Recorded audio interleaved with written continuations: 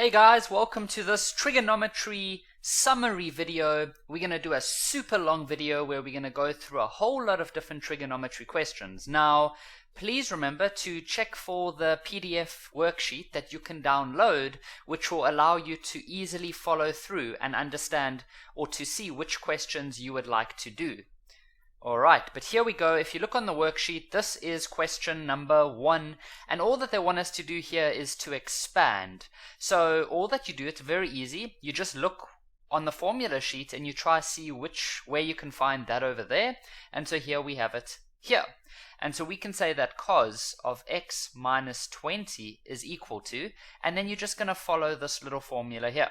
So it's going to become cos x cos 20, and then there's a plus in the middle, so we say plus, then it's going to be sin x sin 20. So you might be saying, Kevin, why are we using x's and 20s, but in the formula we're using alpha and beta? Remember, guys, that these are formulas. They're just showing you how it works, but you obviously need to use whatever angles that they have given you. So here's another example. So all that we do is we look at the sin x plus 20, and we see that that looks very similar to this one over here. And so then we simply expand it. And so sin x plus 20 is equal to. And so it's going to be sin x, then cos 20, then plus cos x, and then sin 20. So all I did was whoops, wrong button. I literally just followed this formula over here, but I used it with these angles. So you might have to pause the video and just try that for yourself. Sometimes it is a bit weird when you see someone else doing it, but if you try it yourself, you'll realize it's actually pretty easy. In question 3, we've got a cos, and then there's a plus y, so we look for something that looks the same, and it's this one. So we can just say that cos of a plus y equals to cos a cos y minus sin a sin y. So as I said, you might have to pause the video just to make sure that you understand what's going on here, but all I'm doing is I'm using this formula over here, and then I'm just expanding it, but I'm using the a and the y because that's the angles that I have. And then here's number 4. So now we have a sin, so it's definitely going to be this one or this one, and then it's a minus x, so we're looking for a minus, and so that's going to be this one over here. And so we can then say that sin of a minus x is equal to, and then I'm just going to follow this over here. So it says that there's a sin, and then you put the first angle, then you say cos of the second angle minus cos of the first angle, and then sin of the second angle. In number 5, we have to simplify. So what you do here is you look at these 4 expressions and you see which one you have. So it looks like we have a sin cos minus a cos sin.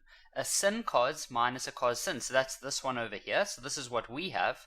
And they want us to simplify. So we are going to rewrite it like that. So I'm just going to write this down so long.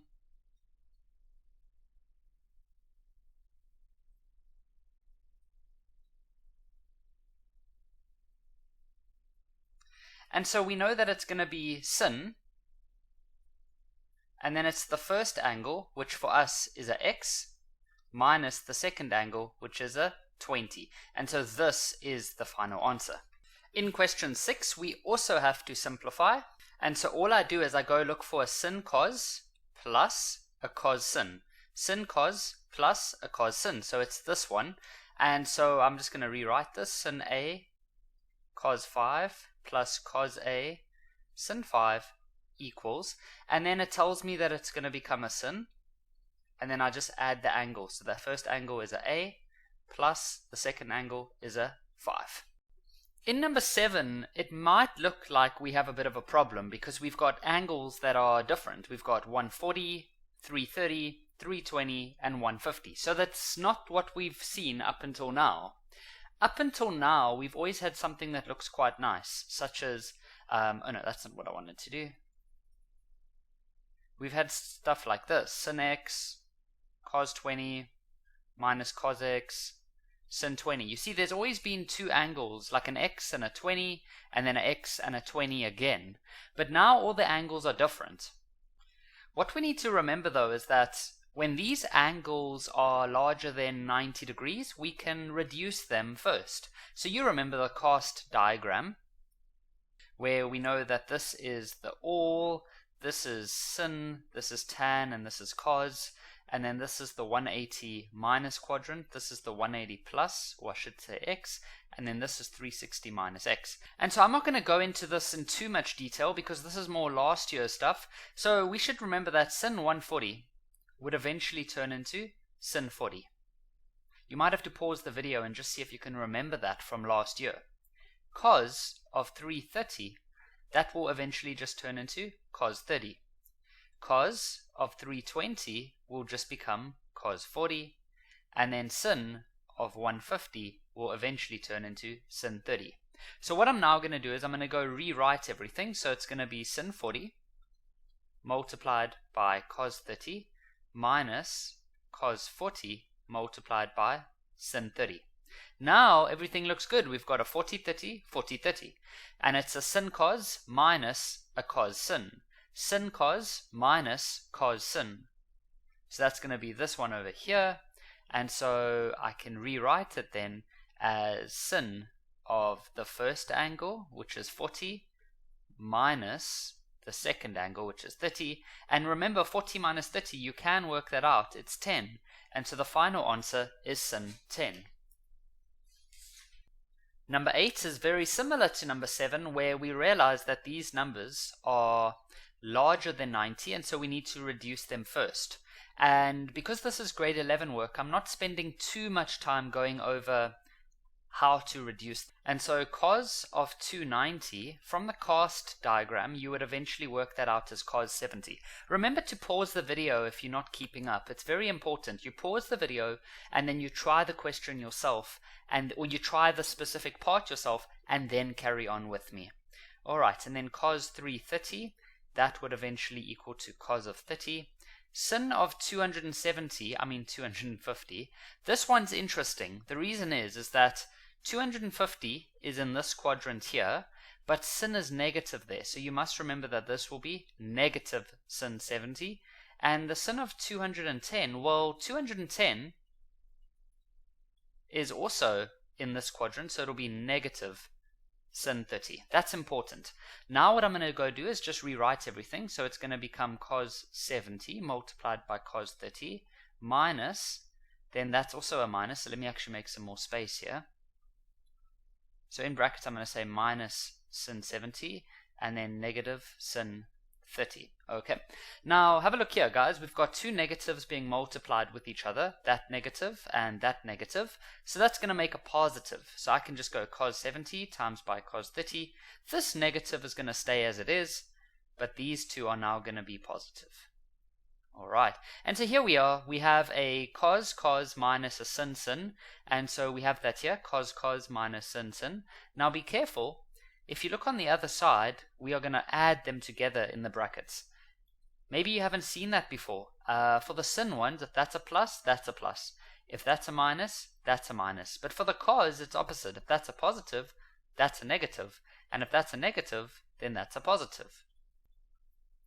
So we have this one over here. And so that's going to turn out to be cos, and then we're going to add the angles together. So we're going to say 70 plus 30.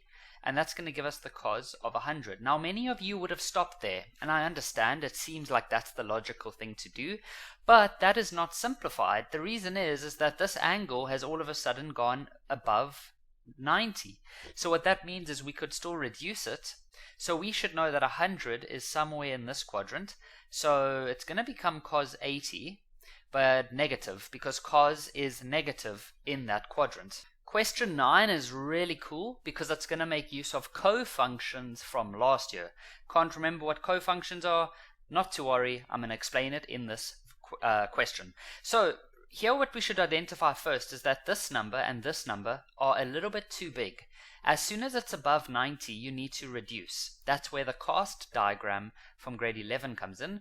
And so if we had to use the cast diagram, the cos of 285 would end up equaling the cos of 75. Pause the video if you need to and make sure you get to the same answer there. And then the sin of 105, well, that would just become sin 75. So let's go fill everything in now and see where we are. So cos 75 times sin 75 plus sin 75 times sin 15. So things are a little bit weird here because here we've got a cos sin and then we've got a sin sin. So you don't get something like that on this diagram. And we've got something else that's a bit weird. We've got 75, 75, 75, and then there's this random 15. So we're going to have to make a couple of changes, and there's multiple ways you could change this. I'll show you all the different ways.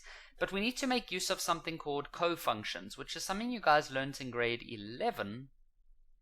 And these were the ones with 90 degrees. So remember that sin of 90 minus x, for example, is cos. Cos of 90 minus x is sin. Sin of 90 plus x is cos, and then cos of 90 plus x, remember that this one is negative. Okay, so you need to memorize those, or remember, at least just, yeah, I was about to say you need to remember them, but that's the same as memorizing. So you need to know those, alright? And let me show you what it actually means. So let's say, for example, you have cos of 20. Well, that's the same as sin 70. See, because these two angles add up to 90.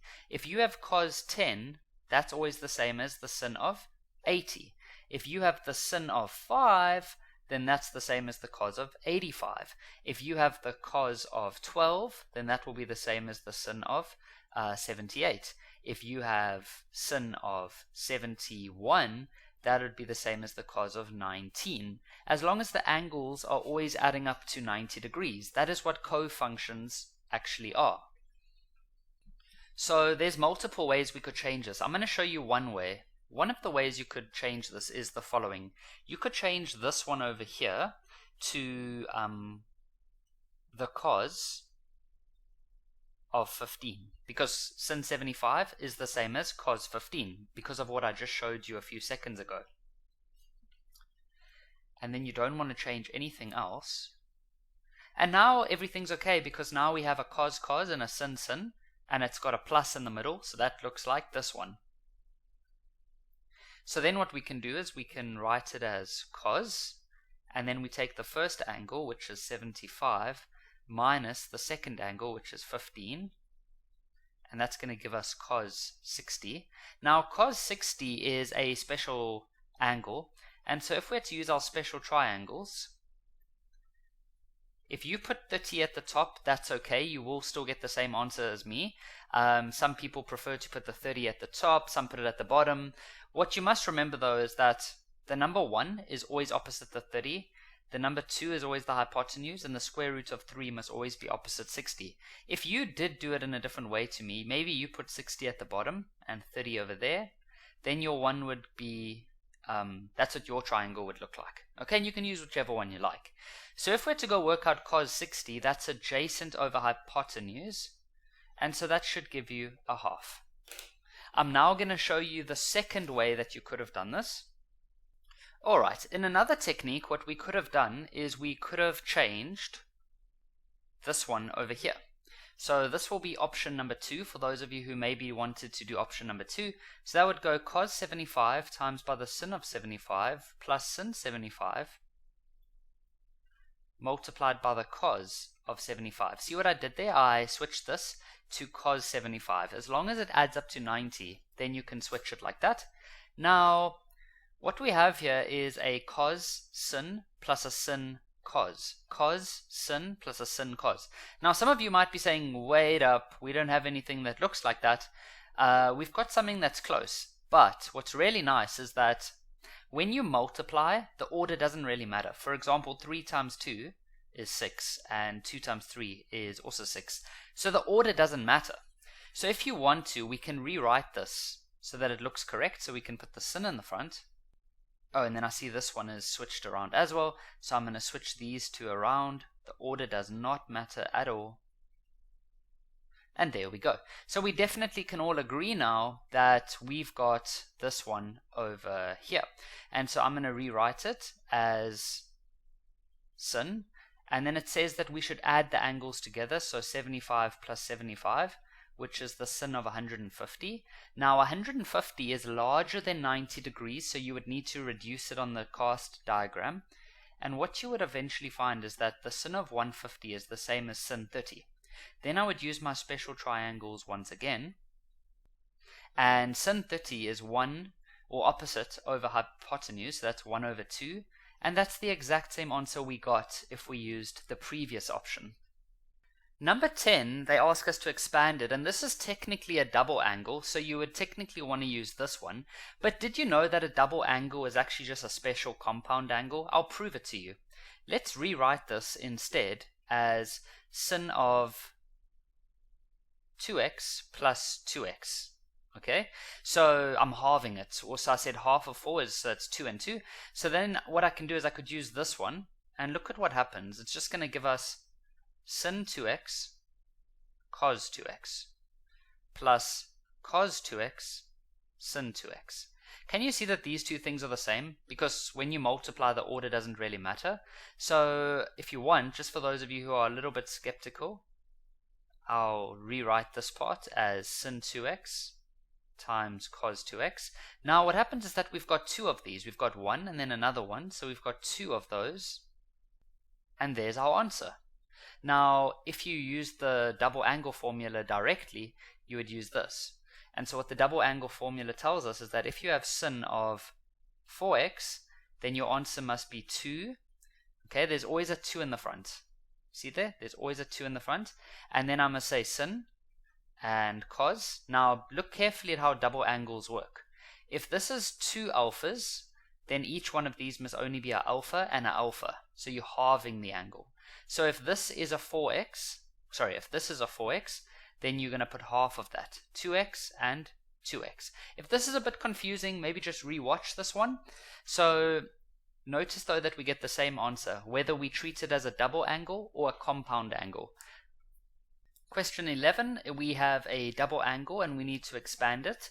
So you must imagine that you have one of these, and you can choose whichever one you like. You can choose the top one, the bottom one, or the middle one. It doesn't really matter, it's up to you. So I'm going to show you all three for this one. So if I chose the top one, then cos 4x would do the following. All that I want you to see is the following. If it's a 2 alpha, then over here it just becomes an alpha, so it just halves. So if we have a 4x, then it's going to be half of that, so it's going to become a 2x. So it's going to look like this. See that? I just halved the angle. If you chose option number 2, sin squared of 2x, and then if you chose this one, it would become 2 cos squared of 2x minus 1.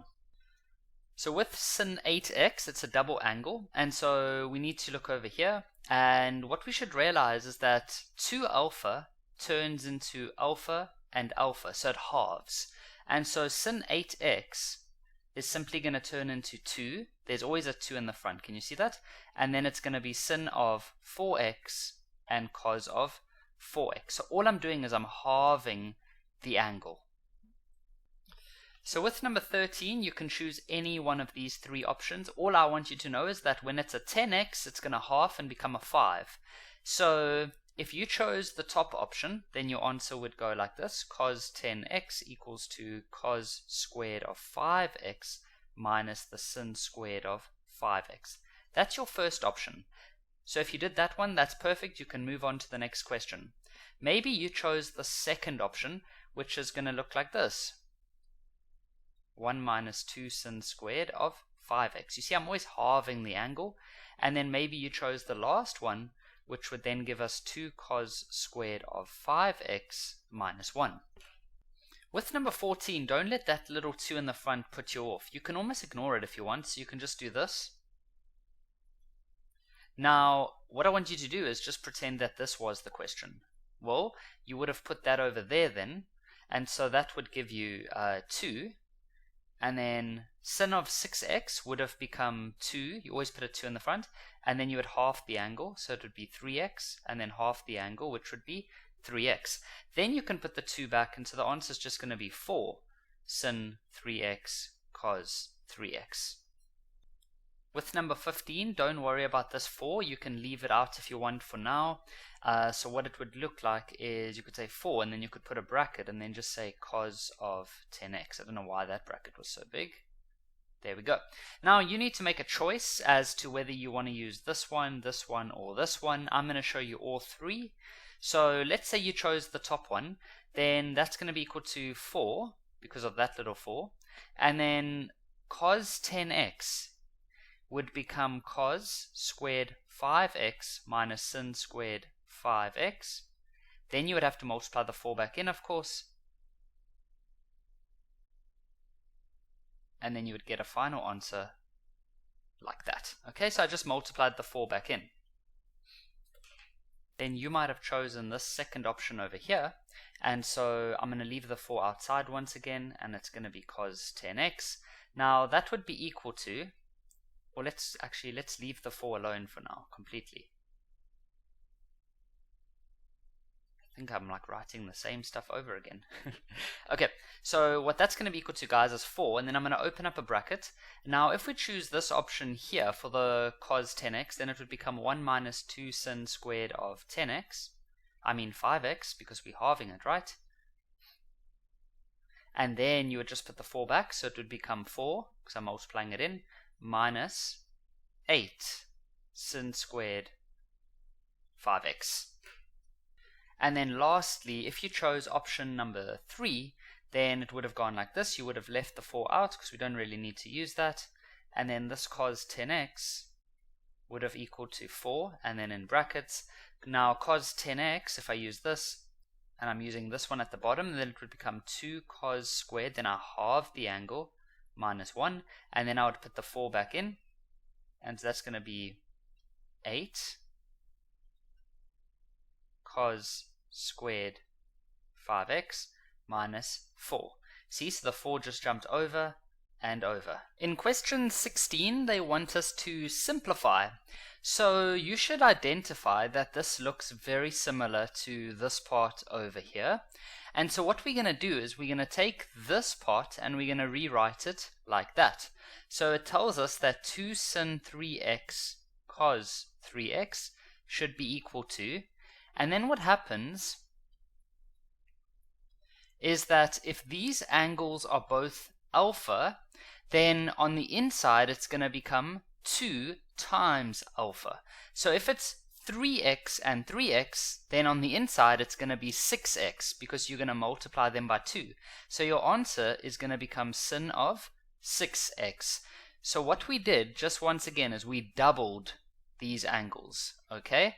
Earlier on in previous questions, when we went the other way, then we halved. So when you go the one way, you double, and when you go the other way, you will halve.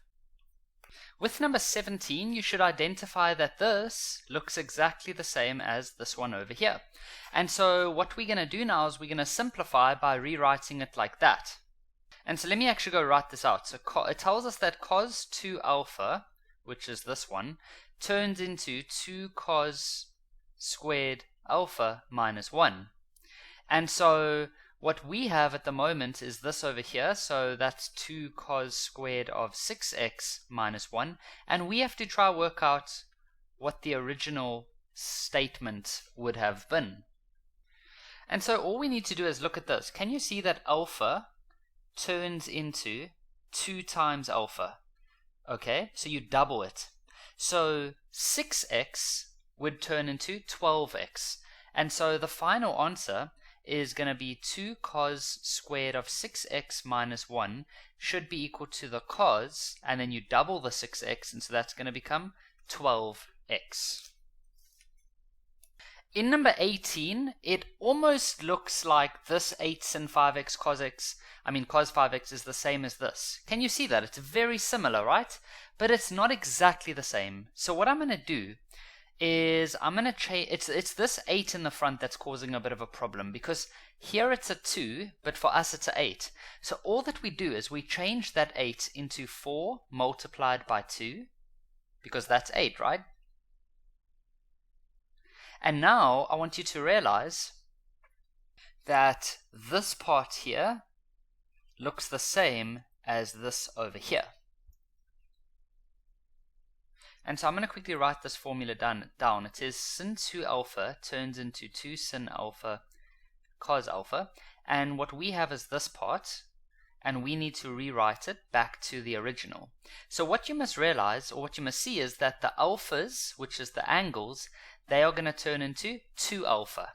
So the 5x's are going to turn into 10x.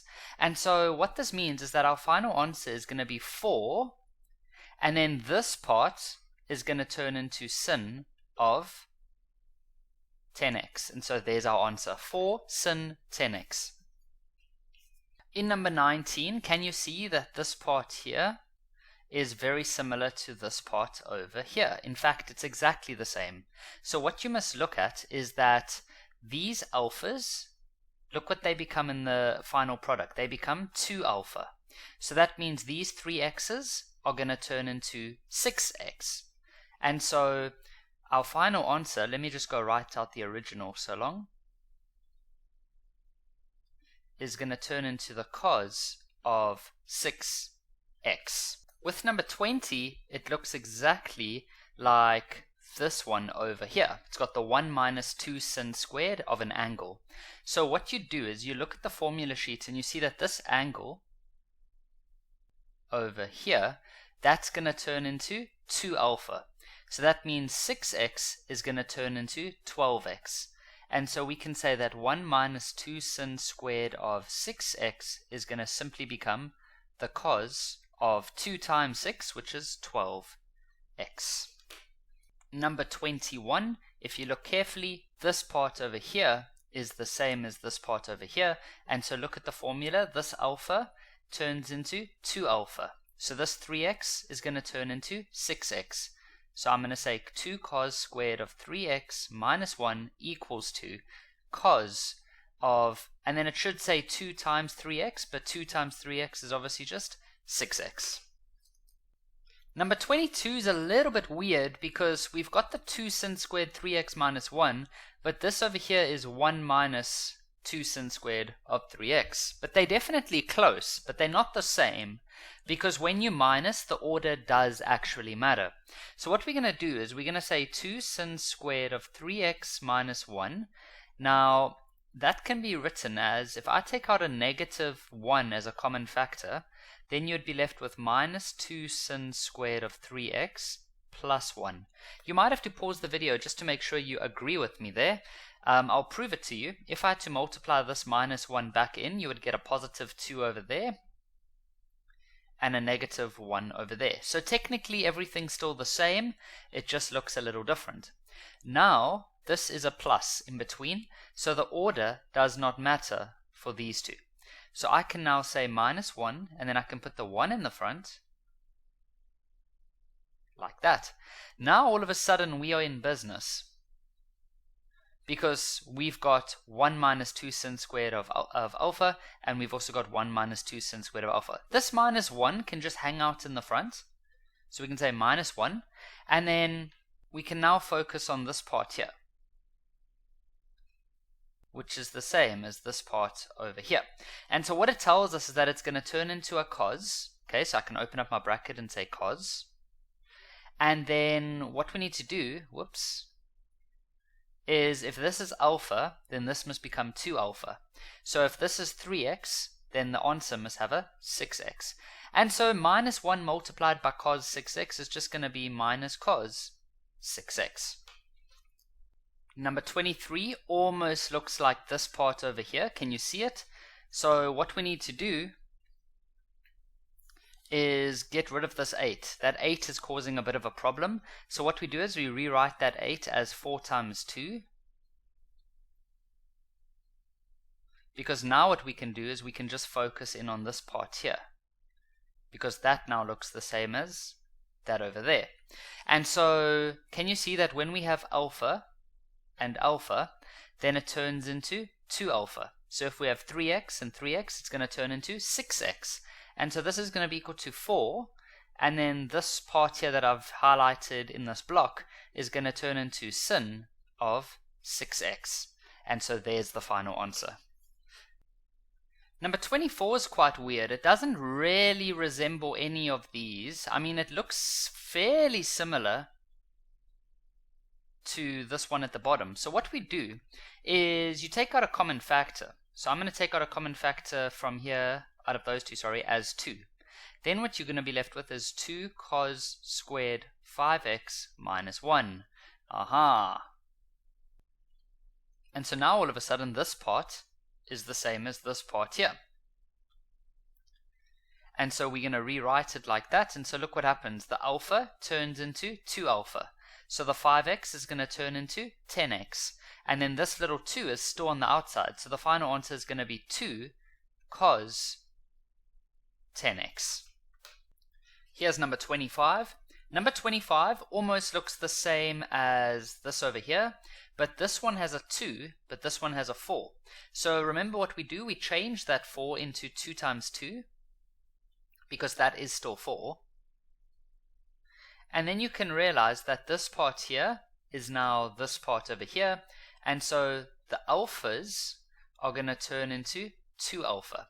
So the 5x's are going to turn into 10x. And so this part over here is going to be sin of 10x, but then there's this 2 that's still in the front, and so your answer is going to be 2 sin 10x. So with number 26, this section of the worksheet is, these next few questions are just there to help you revise your grade 11 reduction, because in a few questions time from now, we're going to be doing reduction like we did in grade 11, but we're going to be using the new double and compound angles that we've used within reduction. So it's important that we do a little bit of a revision first. So when we used to reduce things like this last year, we would have a cast diagram. And our cast diagram was called cast because it's got C-A-S-T. And so what this means is that cos is positive here, sin is positive here, tan is positive here, and they're all positive over here. Then the angles we used to use was 180 minus x, and then 180 plus x, and 360 minus x over there. So what we need to do is we need to see that this part here, 180 plus, is over here. But this is tan's quadrant, not sin's quadrant, and so all that happens is that the answer becomes sin x, but because sin is negative there, you put a negative in the front. So with question 27, if I quickly put our cast diagram back again, and we said that this is the 360 minus x quadrant, 180 plus, and 180 minus x quadrant, then what you do first is you see that this is over here. So that means we can say cos x, and then we just need to check if cos is positive or negative. Well, because this is cos's quadrant, it's positive, and so we can leave our answer as a positive. 28 is a little bit weird because it doesn't really fit onto any of these, but can you guys remember from grade 11 that you are allowed to minus or add 360 degrees as many times as you need to until you can get one of these.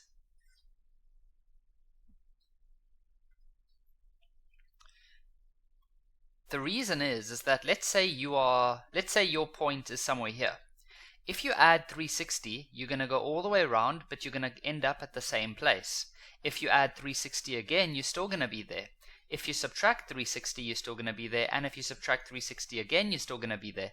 So you can add or subtract 360 as many times as you need to. So we need to make this number a little bit smaller, so we're going to minus 360. So what we do is we say 540 minus x, and then we're going to minus 360 from that.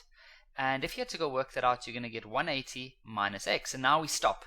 The reason we stop is that we now have something that we are used to, and so we know that this can just become tan x, but Tan is negative in this quadrant. Tan is not positive, so we must put a little negative tan in the front.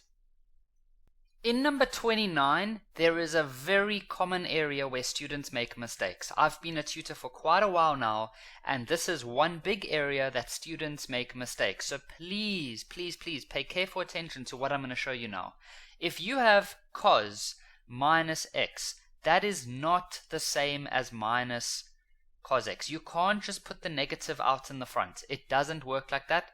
This does not work for sin, cos, or tan. I know that in some textbooks they have things like sin of negative x, and then they have a negative sin x there. That is correct, but that negative that you're seeing there and there, they are not the same negative. It is a coincidence that you are seeing that. Okay? And then for some reason cos doesn't have a negative in the front, so that's quite weird.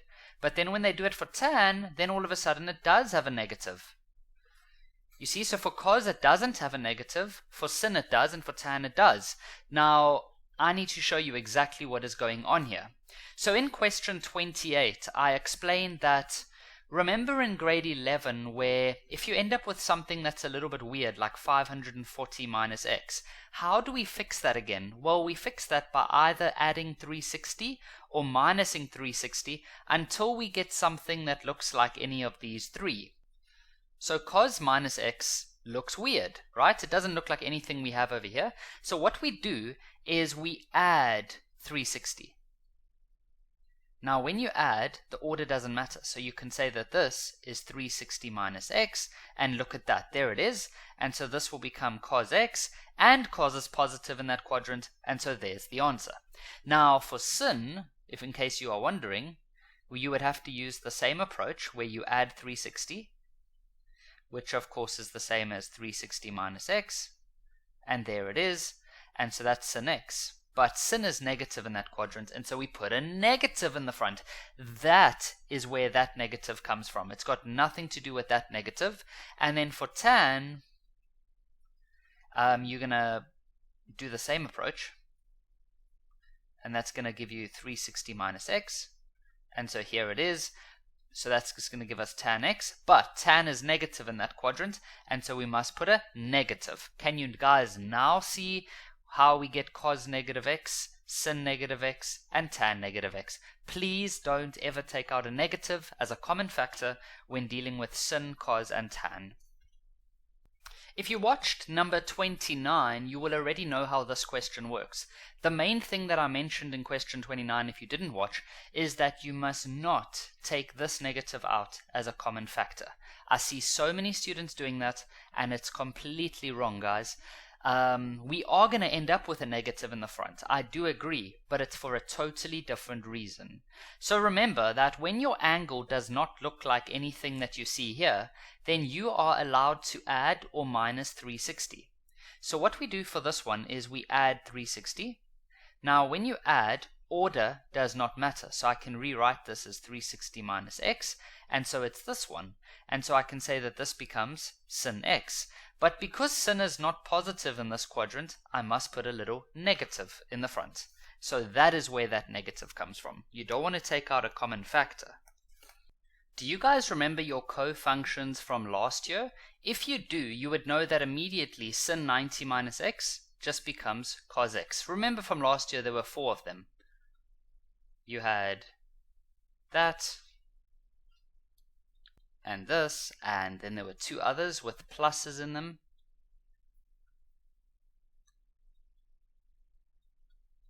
And then the cos 90 plus always became a negative. But I want to show you something pretty cool. If you're ever sitting in a test or an exam and you're feeling a little bit stressed and you can't remember how this works, well, now that you are in grade 12, we can use these double angles. So we can find the one that looks like this. Well, that's going to be this one here. It's got a sin with a angle minus another angle. And so what we can do is we can say that the sin of 90 minus x is equal to, and now I'm just going to write out this. So that's going to become sin 90 cos x minus cos 90 sin x. Now you should know, or you can just type it on the calculator, sin 90 is 1. Cos 90 is 0. Now 0 multiplied by anything just cancels that out, right? And 1 multiplied by anything is just that thing. So there it is, cos x. So if you ever get stuck with any of these for this year, just plug it into your compound angles and then you can figure it out. Ideally, just to save time, you would know this out of your head, but if you're stuck in a test and you can't remember, use your compound angles. In question 31, I showed you that if you can't remember your cofunctions, remember the 4 cofunctions from grade 11. Sometimes you guys do forget them, and that's okay because I'm going to show you a way to remember them now. Just give me a second. That's negative sin x. Your other option is just to memorize them, but I'm going to show you a trick now.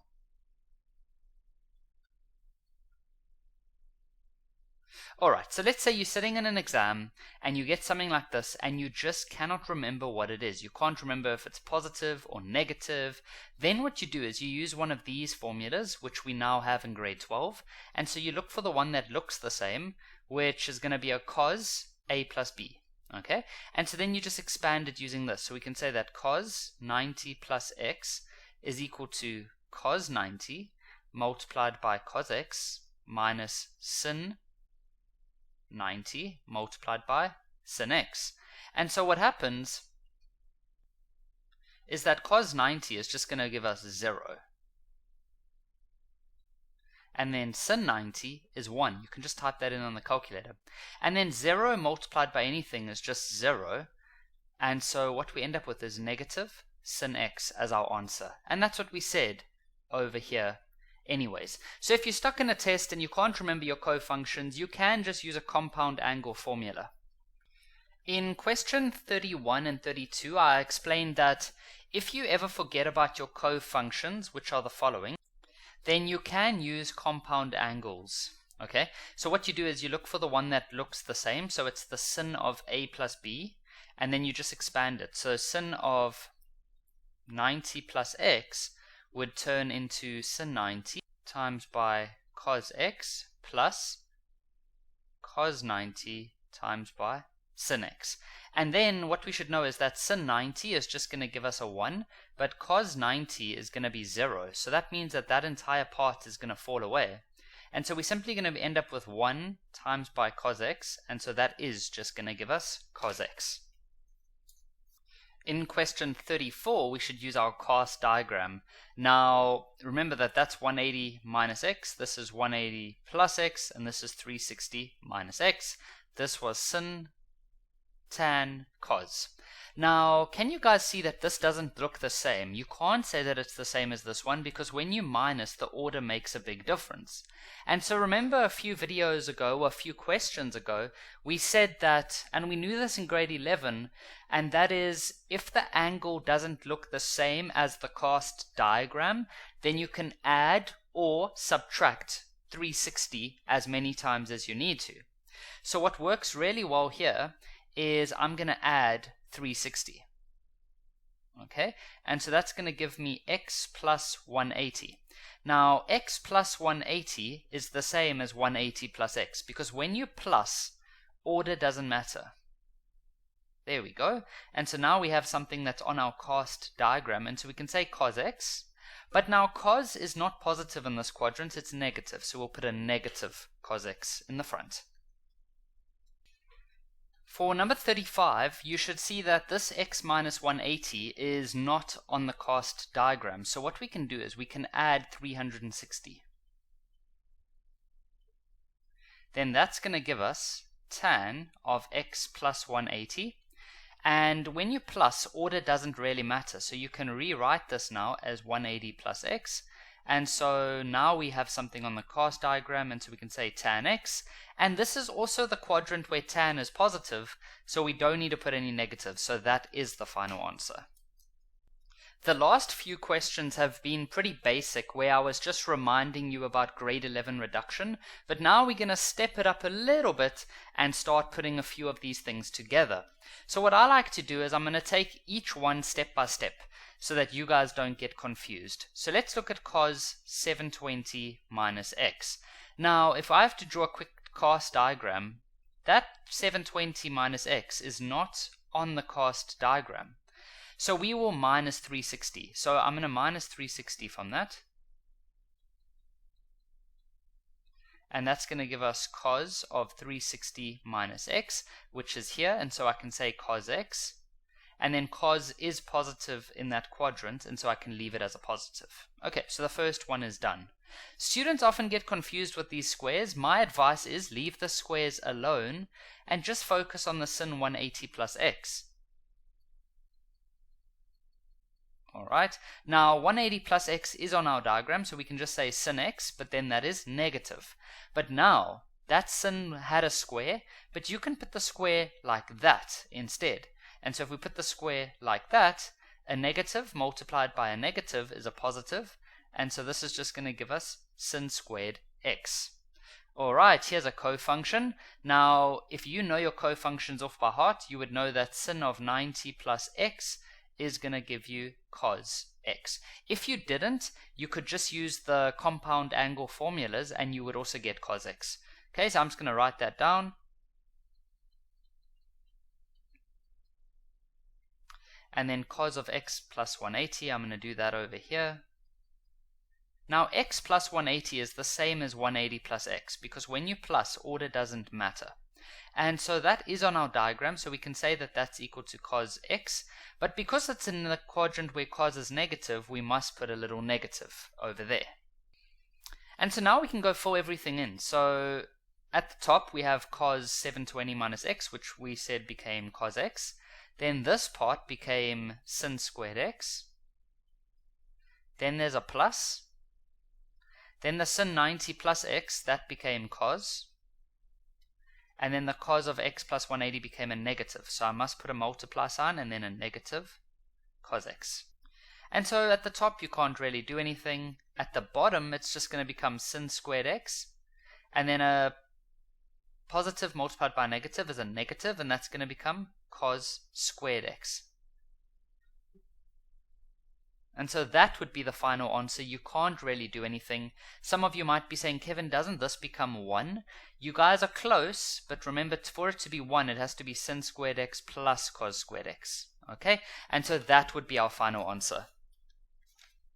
Question 37, we're going to have to simplify all of this, so I'm going to do it step by step. So tan of negative x. Let's start there. So if we look on our cast diagram, we know that we have 180 minus x, 180 plus x, and 360 minus x. We don't have a minus x. And what a lot of students do is they put the negative outside as a common factor, but that is completely wrong. What you want to do instead, remember I've told you this in a lot of the previous videos or questions, is that when this angle is not the same as any of these, then you can modify it by either adding 360 or minusing 360. So I'm going to add 360. Now when you add, order doesn't matter. So I can switch this around to 360 minus x. And so I can see that this is on my diagram, and so I can say that this is now equal to tan x. Wait, why am I squashing everything? Let me move this somewhere else. Give me a second, guys.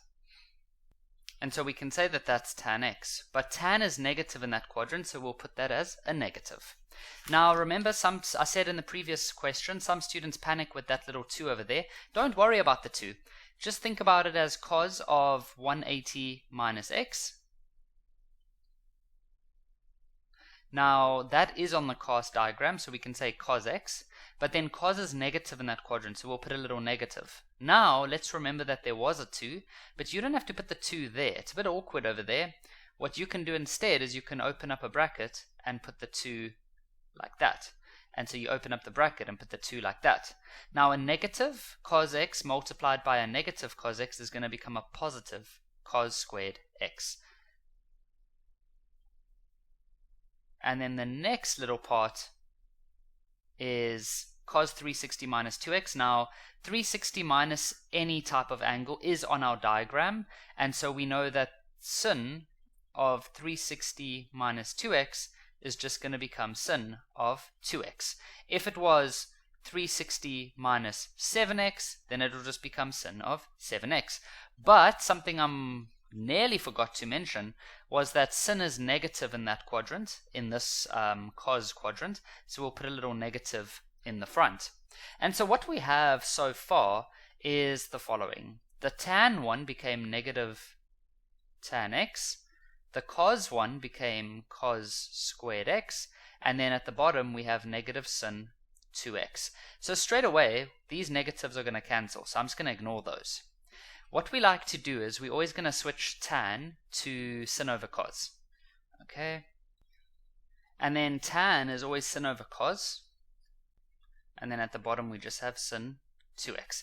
Okay, so what you should see now is that this cos x here would cancel with one of these causes, because there's two of them over there. And so we'd cross out that little 2. And so on the next line, I'm just going to rewrite everything. We would have sin x multiplied by cos x over sin 2x.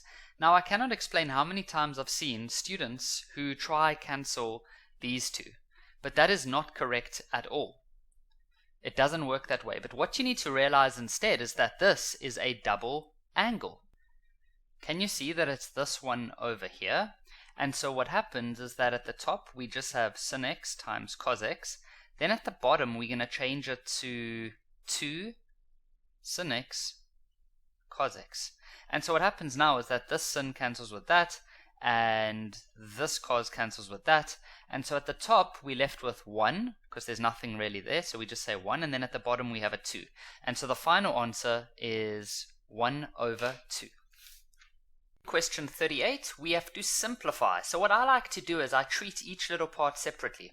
So I'm going to do the cos squared negative x. So let's have a look at that. Cos squared of negative x. Now that square confuses a lot of you guys. I know that. So let me show you a nice way to do this. What you can do is you can rather say cos of negative x and then put that whole thing inside a 2 or inside a square. Now forget about the square and just pretend that the only thing you need to look at is this.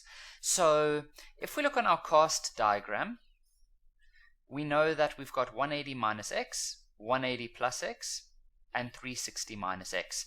There is no minus x. So what we do is we add 360 degrees. So then what we're going to have is the following. So we add 360 like that. And then when you plus, the order doesn't matter. So that's going to actually be cos of 360 minus x, like that, and then that's squared. Now 360 minus x is on the cast diagram, so we can say that that's going to be cos x, and cos is positive there. And then we remember that there's a little square, and so it's simply going to become cos squared x. Alright, the next one is cos squared of 90 plus x. So I would put the 2 on the outside like that. And then I need to realize that this is a cofunction. Now, a cofunction of cos 90 plus x, that's the weird one that always gives us negative sin x. Okay, you need to just memorize that. If you really cannot remember, then you can use the grade 12 compound formulas if you want. These ones over here, I'll show it to you now. So if you really cannot remember your cofunctions, then you could just use the cos a plus b formula, and then you could expand it, and you will get to negative sin x. So that's pretty cool. You couldn't do that last year in grade 11, of course, because we didn't know the compound formulas. But now in grade 12, you can if you have to. And so remember to put the 2. Now, this is where some students get it a little bit wrong. If you take minus sin x and you square it, it's going to give you positive sin squared x, because a negative and a negative would make a positive. So that part over there is going to become sin squared x. And then this part over here, I don't know what happened here. I think we said this is going to become, oh yes, cos squared x. And then the next part is this one over here, so that's going to be cos of 180 plus 2x. So it's a 180 plus, so that's this one here, so we're good. So we know that the answer will just be cos 2x, but cos is negative in that quadrant, so we'll put a little negative in the front. And then the last one is this one over here, so we can say sin squared of 90 plus x. Then remember we can write that as sin, and then in brackets 90 plus x, and then a big bracket to remember or to remind ourselves that it's square. Now using cofunctions, this just becomes cos x, and then that's still inside the big bracket, and so it's going to become cos squared x. So now we can proceed to go and write everything. So it would be cos squared x plus sin squared x minus, and then this is also a negative, so that's going to be two negatives next to each other, over, oh no, we said that that's going to become cos squared x. Cos squared x. Alright, so what we end up with then is cos squared x plus sin squared x, and then this will obviously turn into a plus. There we go. And then cos squared x. Okay, now from grade 11, we should identify that this part here is always going to be equal to 1.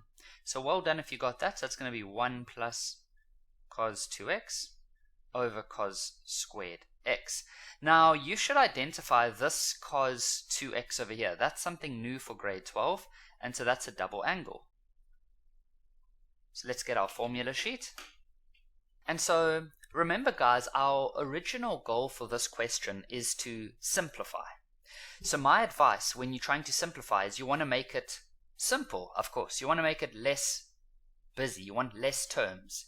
So what's a bit confusing is for cos 2x, we've got 3 options. And it does matter which one you're going to choose for this type of question. So to make less terms, you must look at this 1 over here, and you must try get rid of that 1. So I can get rid of that 1 by being clever about this, and I choose this option. Let me show you why.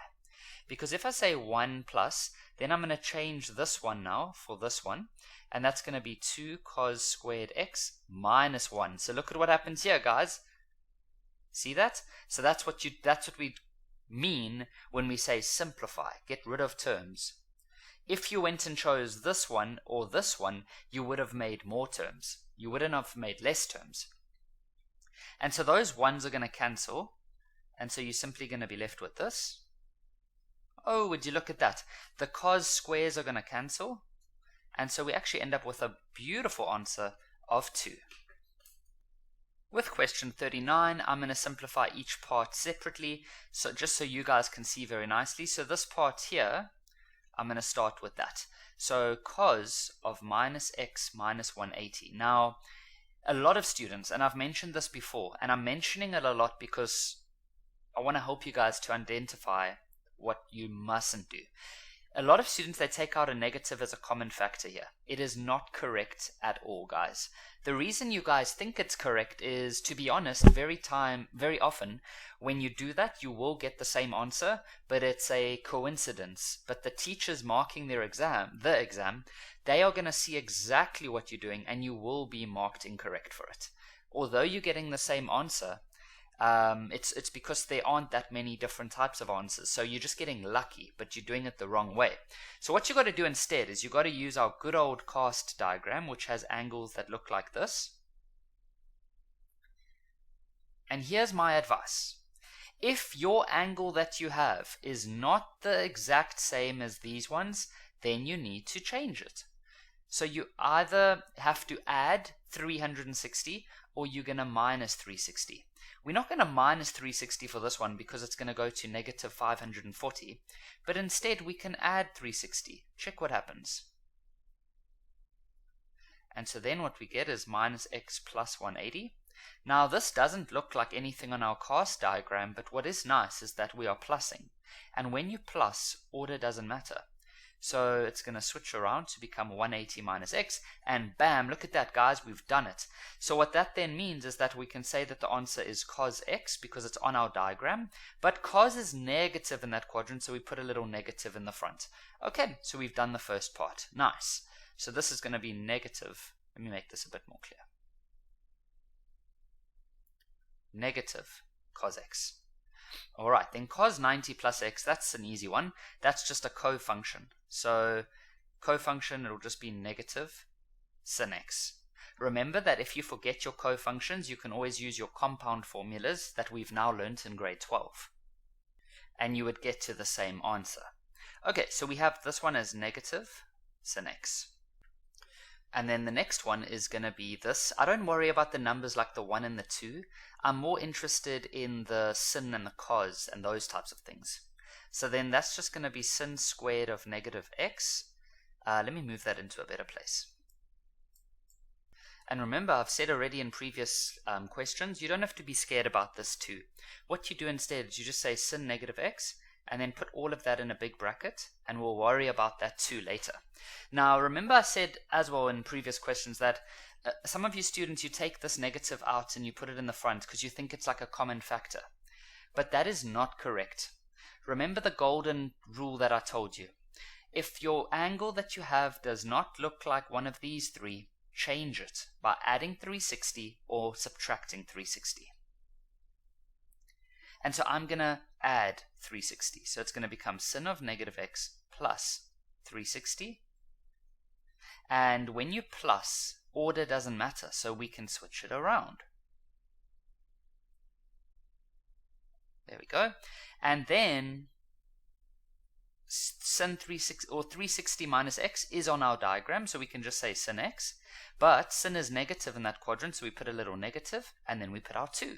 Now, what is negative sin x squared? Well, that's going to be positive sin squared x, because when you square negative, it becomes positive. So that's going to be sin squared x. Okay, guys, so we've done everything, so that's going to be sin squared x. Now we just go fill everything in, so we start off with 2. Whoops, 2 over there. And then this one we said became negative cos x. I'll put it in a bracket. This one became negative sin x. I'll put that one in a bracket. And then at the bottom we have 1 minus 2 and then sin squared x. Lovely. Now these are just multiplied together. 2 negatives make a positive. So that's just going to be 2 cos x sin x. And then at the bottom, we've got 1 minus 2 sin squared x. Now, I need to get my formula sheets because there's some amazing stuff happening here. And as you practice, you're going to get much faster at identifying this. So can you see at the top over here, we've got 2 cos sin. That's the same as this over here. The order doesn't really matter. So what we can do is we can say that the top is going to become sin 2 x. You see, we're simplifying. We're making it from a big thing to a small thing. Then at the bottom, check this one out.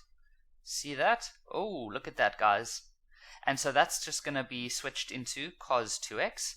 And then sin over cos is tan. And so that's just going to give us tan 2x. Awesome stuff, guys. Well done. I'm going to start with each piece individually. So sin of negative x. And I'm very happy that we're getting these questions come up so often, because I think you guys are going to start to really understand that you cannot take this negative out as a common factor. Remember, we've said that numerous times now. Instead, the rule is, if your angle does not look like any of these that are on the diagram, then you need to either add 360 or minus 360. So what we're going to do to this one is we are going to add 360. Now, when you add, order does not matter. And so we can say that this is the same as the sin of 360 minus x. Now that is on our diagram, and so we can say that the answer is sin x, but sin is negative in that quadrant, so we put a little negative. And so there's the answer for that one. It's negative sin x. Now some of you are saying, yeah, Kevin, I already knew that because I took this negative out and I put it in the front. I know you're going to get the same answer, guys, but it's just a coincidence. The teachers are going to mark you wrong, trust me, because it's not correct. You're just getting lucky, because there is only pretty much 2 different answers you can get here. You could either get positive sin x or negative sin x. So you have a 50% chance of getting the same answer, but your teacher's going to mark it wrong, because they can see that you're doing the wrong thing. And the next one is cos 180 minus x. Now that's a nice one because it's already on our diagram. So straight away I'm going to say cos x, but then cos is negative in that quadrant, so I must put a negative cos x. So it's going to be negative cos x. All right. The next one is cos 360 plus x. So let's say cos 360 plus x. Now that looks similar to this, but they're not the same. So what we can do is you can plus 360 or minus 360. Plussing 360 won't work very nicely because then you're going to end up with 720. So what I would do is I would minus 360.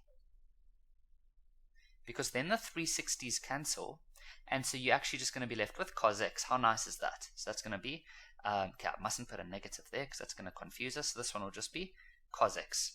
This one's easy, guys. Check this out. The 180 plus x is already there. So we can just say sin x, but we must say negative because sin is negative in that quadrant.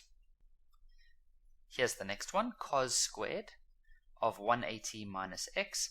Now remember, you never have to be afraid of those squares. You just do this. You say, oh, why am I writing so ugly? You say cos 180 minus x, and then in big brackets, you can put the 2 over there. Now, if you look at this, the 180 minus x is already there, which is lovely. So we can say cos x, but cos is negative in that quadrant, so we put a negative, and then the square. Now, if you square a negative, it becomes positive, and so this one's answer is going to be cos squared x. And then the last one is going to be cos squared of 90 plus x. Now, that is a, whoops, 90 minus x, Mr. Kevin. Okay, so remember with the square, you don't have to worry about that. You just do this, put it in a big bracket, and square.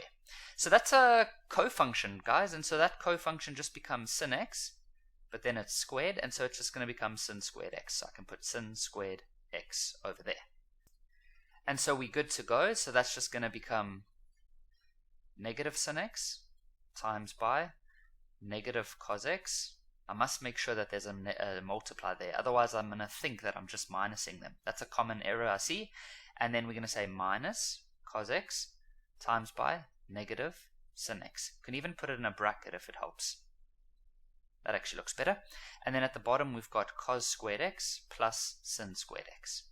Okay guys, so now what happens is that these two are multiplied together, and then these two are multiplied together. So you treat them as separate units for now. So negative sin x multiplied by negative cos x is just going to be sin x cos x, because the negatives would cancel. And then there's a minus over there, so I leave that minus alone. And then these two multiplied together will give you negative cos x sin x. At the bottom, if you would like, maybe you can already see that this is the grade 11 formula, sin squared x plus cos squared x, or cos squared x plus sin squared x, but we know that that equals 1. And then at the top, we've got two negatives next to each other. That's all right. We can just go make it a positive. And so at the top, we've got a sin x cos x plus a sin x cos x. And so that is just going to be 2 sin x cos x's. Right? It's just 2 of them. And then technically it should be over 1, but I'm not going to say over 1 because you guys know why. And so this you should identify. Let me get the formula sheet quick. That's this. And so the final answer would just be sin 2x, because you would rewrite it in a more simplified way. Number 41. So we're going to start with each one individually like I always do. And so let's start with cos squared of 180 minus x. Now remember, it all comes down to the cast diagram. So let's put the cast diagram down here. So it's 180 minus x, 180 plus x, and 360 minus x. Now, that 2 over there, we don't have to worry too much about that. We can just put this as cos 180 minus x, put a bracket, and then put the 2 there. So cos 180 minus x, well, luckily 180 minus x is there, so I can just say that the answer is cos x. But cos is negative in that quadrant, so I'll put a little negative in the front. Now, when you square a negative multiplied with a negative is a positive, and so that's just going to be cos squared x. So we're done with the first one. This guy's already done. And then we need to do this one. So sin squared of x minus 180. Let's rewrite it first so that that little square is away. Alright, now this does not look like anything on our cast diagram, so we modify it by adding 360. So that's going to, whoops, why am I choosing that color now? So that's going to do this. Then we're going to add 360. And so that's going to give sin of x plus 180.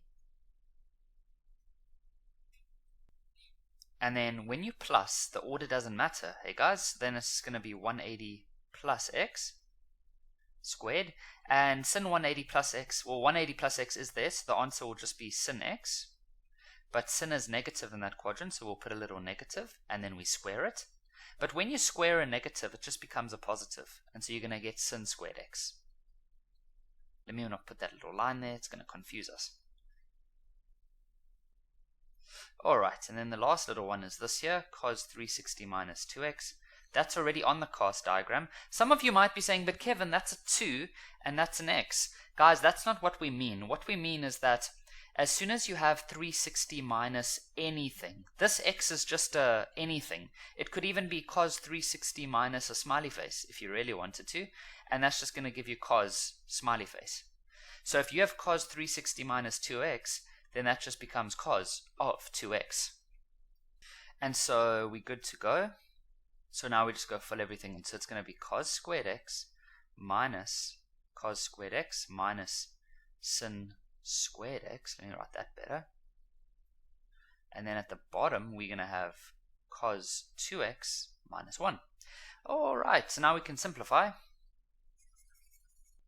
And so that's going to, the cos squares over here would just cancel each other out.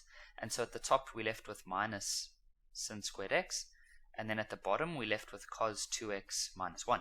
Now, this cos 2x, wink wink, nudge nudge, that's a double angle, right? So we need to get our double angle formulas. But now it can sometimes be a little bit awkward to decide which one you need to use, because there's 3 of them, and I never want you to guess. You don't have to guess. There's a way you can do it in a very structured kind of way. What you must remember is the entire part of this question is to simplify. Simplify means, as the name suggests, to make something more simple. In maths, what that means is you would like to have less terms. So can you see we currently have 2 terms? We've got the cos 2x and we've got the minus 1. So if we're clever about this, we could choose something over here that would cause this 1 to be cancelled out. So check this out, guys.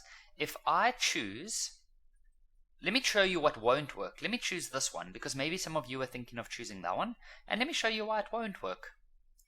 So it would be 2 cos squared x minus 1, and then I would have to fill in this minus 1, and you see these aren't going to cancel. It's going to end up becoming minus 2. You can do it that way, and then there would be another way for you to fix it, but that's the longer and the more complicated approach. So what we would rather do, and you'll get better with this with practice, is we choose the second one here. So we choose 1 minus 2 sin squared x, and then we still have minus 1. Let me write that a bit better. Because look here, these ones are going to cancel each other out, and that is wonderful. So what we now have is negative sin squared x over negative 2 sin squared x. And so what happens here is that the negatives cancel and the sin squared x's cancel. And so what we're left with as our final answer is going to be negative 1 at the top because there's nothing there, and then a 2 at the bottom. Sorry, the negatives actually cancelled. And so that's just going to be our answer, 1 over 2. Some students get very confused, and I've seen this a lot, when they get to a situation like this. In your mind, you think that this means that there's 2 of these. So when you cancel it, you still want to have 1 of them left over. Alright, if some of you watching this right now are doing that, it's normal. I've seen a lot of students do that. But it's not correct. Let me try to explain. This part here means that there is 2 sins, because sin times sin is sin squared. So there's 2 sins over there, and then there's 2 sins over there, and then the random 2 over there is just going to be hanging out, and so that's just going to be 1 at the top because there's nothing left over at the top, and then there's a 2 at the bottom. Okay, so that's going to be a half. So now we're going to be simplifying with numbers. These are pretty cool. They work out quite nicely. So what you want to do is you want to take this top one and you want to reduce it. So it all comes down to the cast diagram at the end of the day. So this is 180 minus x, 180 plus x, 360 minus x. And so 154 is going to fit into this category. So let me do it separate here. So sin 154, if you had to go to all of the reduction, you would eventually find that the answer is going to be sin 26. Sin of 193, well, 193 is in this quadrant where sin is negative, and so you'd end up with negative sin 13. And then this one over here, this might confuse some of you. So 373, now that's not a nice angle because doesn't really fit on the cast diagram. So when this happens, you can minus 360, and that's going to give us cos of 13. And so cos of 373 is just going to be cos 13. And so here we go, guys. We can go fill this in as sin of 26 over negative sin 13 times by cos of 13. Now, these are the little things you need to start seeing in grade 12. 13 and 13, if you add them together, make 26. So can you see there's a little bit of a pattern going on here? Well, there's a little bit of a link. So let me show you how to finish this up. Now, there are different methods that students like to use here. I think the best method is that, remember in maths, you are allowed to do anything as long as you do it to the top and the bottom. So I'm going to multiply the top. Let's make a very important note here. We're going to multiply top and bottom by 2. Let me show you why. Because at the top, we're then going to end up with 2 sin 26. And at the bottom, you're going to end up with negative 2 sin 13 cos 13. So can you guys see at the bottom now, we've got that, which is the same as that. So we can rewrite it like that. And so what we would end up with is 2 sin 26 over negative sin 26. Because 13, if you write it like that, it's going to turn into 26. And so then what happens is that the sin 26s cancel out. And then you're left with a 2 over negative 1, but that is just negative 2. In number 43, I'm going to take each part and simplify it individually. So cos squared of 173. Well, if you looked at the previous questions we did, like in the questions 38, 39, all of those that we did, we learned that when there's a square, you don't have to worry too much about it. You literally just do something like this. You make a bigger bracket and you just put the 2 on the outside. Then it all comes down to our cast diagram. I hope I've achieved my goal in these lessons by showing you that it all comes down to the cast diagram at the end of the day. So 173 would be over there. So we know that this is going to turn into cos of 7. But cos is negative in that quadrant, so it'll be a negative. But now if you square a negative, it turns into a positive. So it's going to be cos of 7 squared. Okay, and it's going to be positive. So let's just fill that in there. Cos squared 7. This one over here we're not going to touch because it's already lower than 90, so you can't reduce that any further. Sin minus 66, that's a little bit weird. Actually, no, it's not weird at all. Let's go fix that up quickly, guys. So we said in previous questions that when you have something that doesn't really fit on the cast diagram, these angles go from 0 to 360. There's no negative angles. So what we can do is we can add 360 to that just to fix it up a bit. And that's going to give us 294. So that's going to be sin of 294. Okay, so we know that we're in this quadrant here. And so if you had to go do the whole reduction thing, you would get sin 66. But sin is negative in this quadrant, so we put a negative in the front. So it's going to be negative sin 66. Remember, you're not just going to take that negative and put it in the front as a common factor. That's not the correct way to do it. Then cos 190, that's quite an easy one. The reason is that 190 is in this quadrant, so it's just going to become cos 10. But cos is negative in that quadrant, so it's going to be negative cos 10. This cos 66 is perfect just the way it is, because it's already less than 90 degrees, and it's not negative or anything like that. But this one, we could still reduce that a bit. So that's going to be sin of 350, and so that's in this quadrant here, and so that's just going to become sin 10, but sin is negative in that quadrant, so it will be a negative sin 10.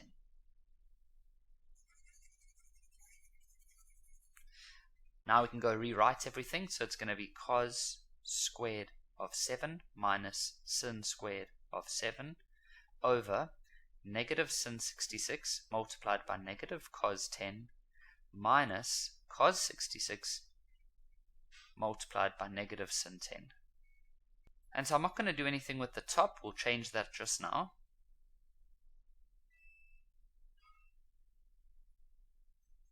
But at the bottom, treat those two as a unit, and then treat those two as a unit because they're being multiplied and then these two are being multiplied. So a negative multiplied by a negative is a positive. So that's going to be sin 66 multiplied by cos 10 minus, and then what I would do is I would multiply these two together, which is going to become a negative cos 66 sin 10. And then I can realize that these two make a positive, so I'll write that in the next slide, or the next line, sorry. And so that's just going to be sin 66 cos 10 plus cos 66 sin 10. Alright guys, and now here we go get our formulas. Some really cool stuff's about to happen. So check this out guys, it's pretty cool. This one at the top resembles that. And then this one at the bottom, do you remember these ones? Look at that. How awesome is this? And so, I mean, I love this stuff. It's like a little puzzle. And once you become good at these puzzles, it becomes so much fun. Alright, Kevin, you sound super lame right now. Guys, I love maths, if you haven't figured that out. I think it's so awesome. Because you know what? I used to suck at maths. And once I started practicing a lot, I realized it's just like a puzzle. And eventually your mind becomes so good at seeing the puzzle, it becomes quite fun. Alright? So that's what's going to happen there. And so what we can go and do now is it's going to get even better. Check this out. So we're going to go change this one, like we said, and we're going to rewrite it like that. So you double the angle, so it's going to become cos of 2 times 7, which is 14. Then at the bottom, we said we've got a sin cos plus a cos sin, so it's this one. And so we add the angles. So sin of 66 plus 10. Oh, this stuff is so nice. Check here. Cos 14. I never do these questions before the video, so I'm actually seeing this for the first time right now. So that's why I'm getting a little excited. And that's sin 76. Now, they love doing this in the exams. Check this out. What do those two add up to? They add up to 90. Did someone just say cofunctions? Aha, well done. So we can change one of them. Don't go change both of them, otherwise you're never going to finish the question. So I can change this one into sin 76. Haha, look at that. And then I keep the one at the bottom as sin 76. They cancel out and I end up with 1. How awesome is that, guys? I love these types of questions. Of course, if you wanted to, you could have changed this number at the bottom to cos 14. It would have still cancelled out. Alright. So let's go do everything separately. So for number 44, tan of negative 12. Remember, we're going to look on our cos diagram. Now, negative 12 is not on the diagram because this diagram goes from 0 around to 360. So what we do is we add 360 degrees, because remember we are allowed to do that. Or what am I writing? Plus 360, and so that's going to give us the tan of 348. Now that's in this quadrant, so if you had to go do the whole reduction thing, you would eventually get tan 12, but tan is negative in that quadrant, so it's going to be negative tan 12. Okay, next one is cos 348, and so if you had to do reduction, that would be cos 12, and cos is positive in that quadrant, so it'll just be positive cos 12. This sin squared 10, we're not going to touch that because it's already less than 90. And sin squared of 80, we're also going to leave that alone because it's already less than 90. But this part here we can fix, so that's going to be sin squared of 321. So we just put the square on the outside for now. Don't have to worry about the square. And so 321, if you go, that's already in this quadrant. So if you go reduce that, it's going to give you sin of 39. But then negative, because sin's negative in that quadrant. But then if we square a negative, it becomes positive. So that's going to be sin squared of 39. So sin squared of 39. And so now we can go rewrite everything as negative tan 12 times by cos 12 over sin squared of 10 plus sin squared of 80, and then minus 2 sin squared of 39. Okay, now typically what you want to do is tan you want to switch to sin over cos. But now some students get confused. They don't know if it must become negative sin and a negative cos. That's not correct, because then these negatives would cancel, and then it's almost like you have a positive tan. So that doesn't make sense. So you just want to put the negative next to the sin, like that, and then we have this cos 12, and then at the bottom we've got sin squared of 10 plus sin squared of 80 minus 2 sin squared of 39. And so what happens now is that these cos 12s cancel out, and so at the top we're just going to be left with negative sin 12. At the bottom I'm just going to leave everything as it is for now.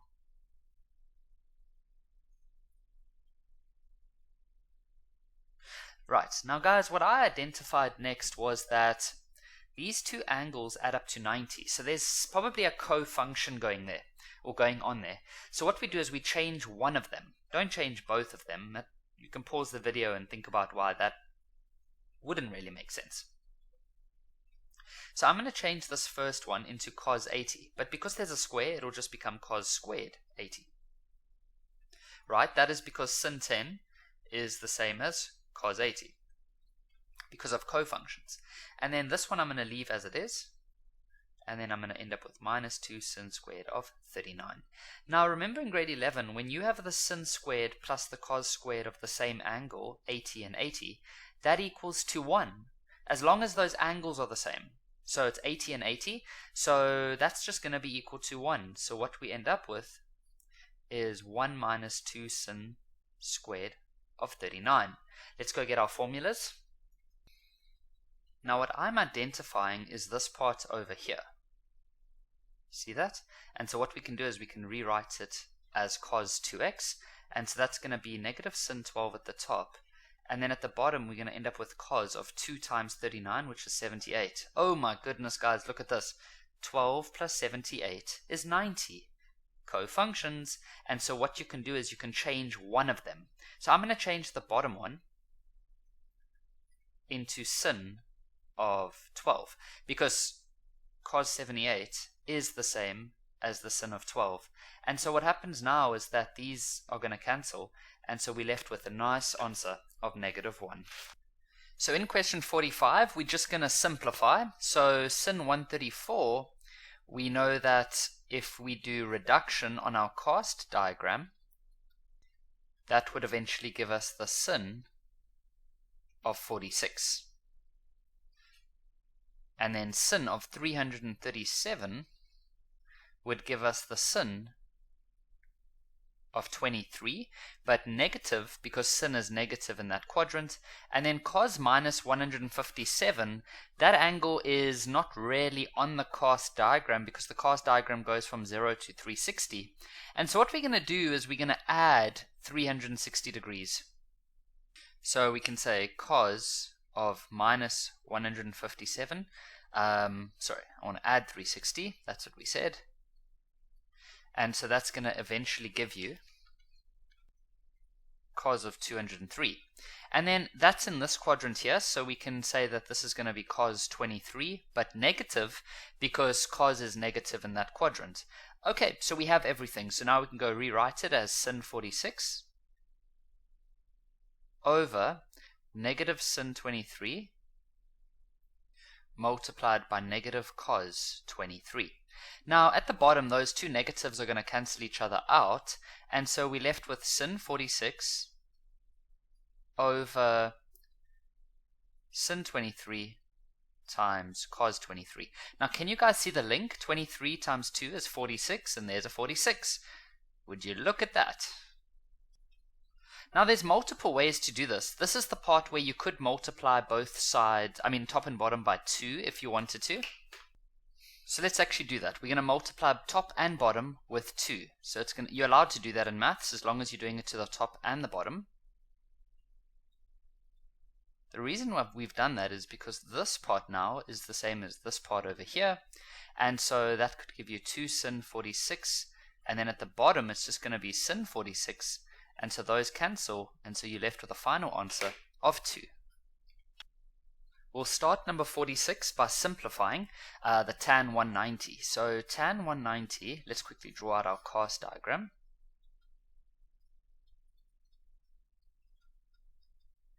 And so tan over 190 is going to be in this quadrant here, which would give us tan 10.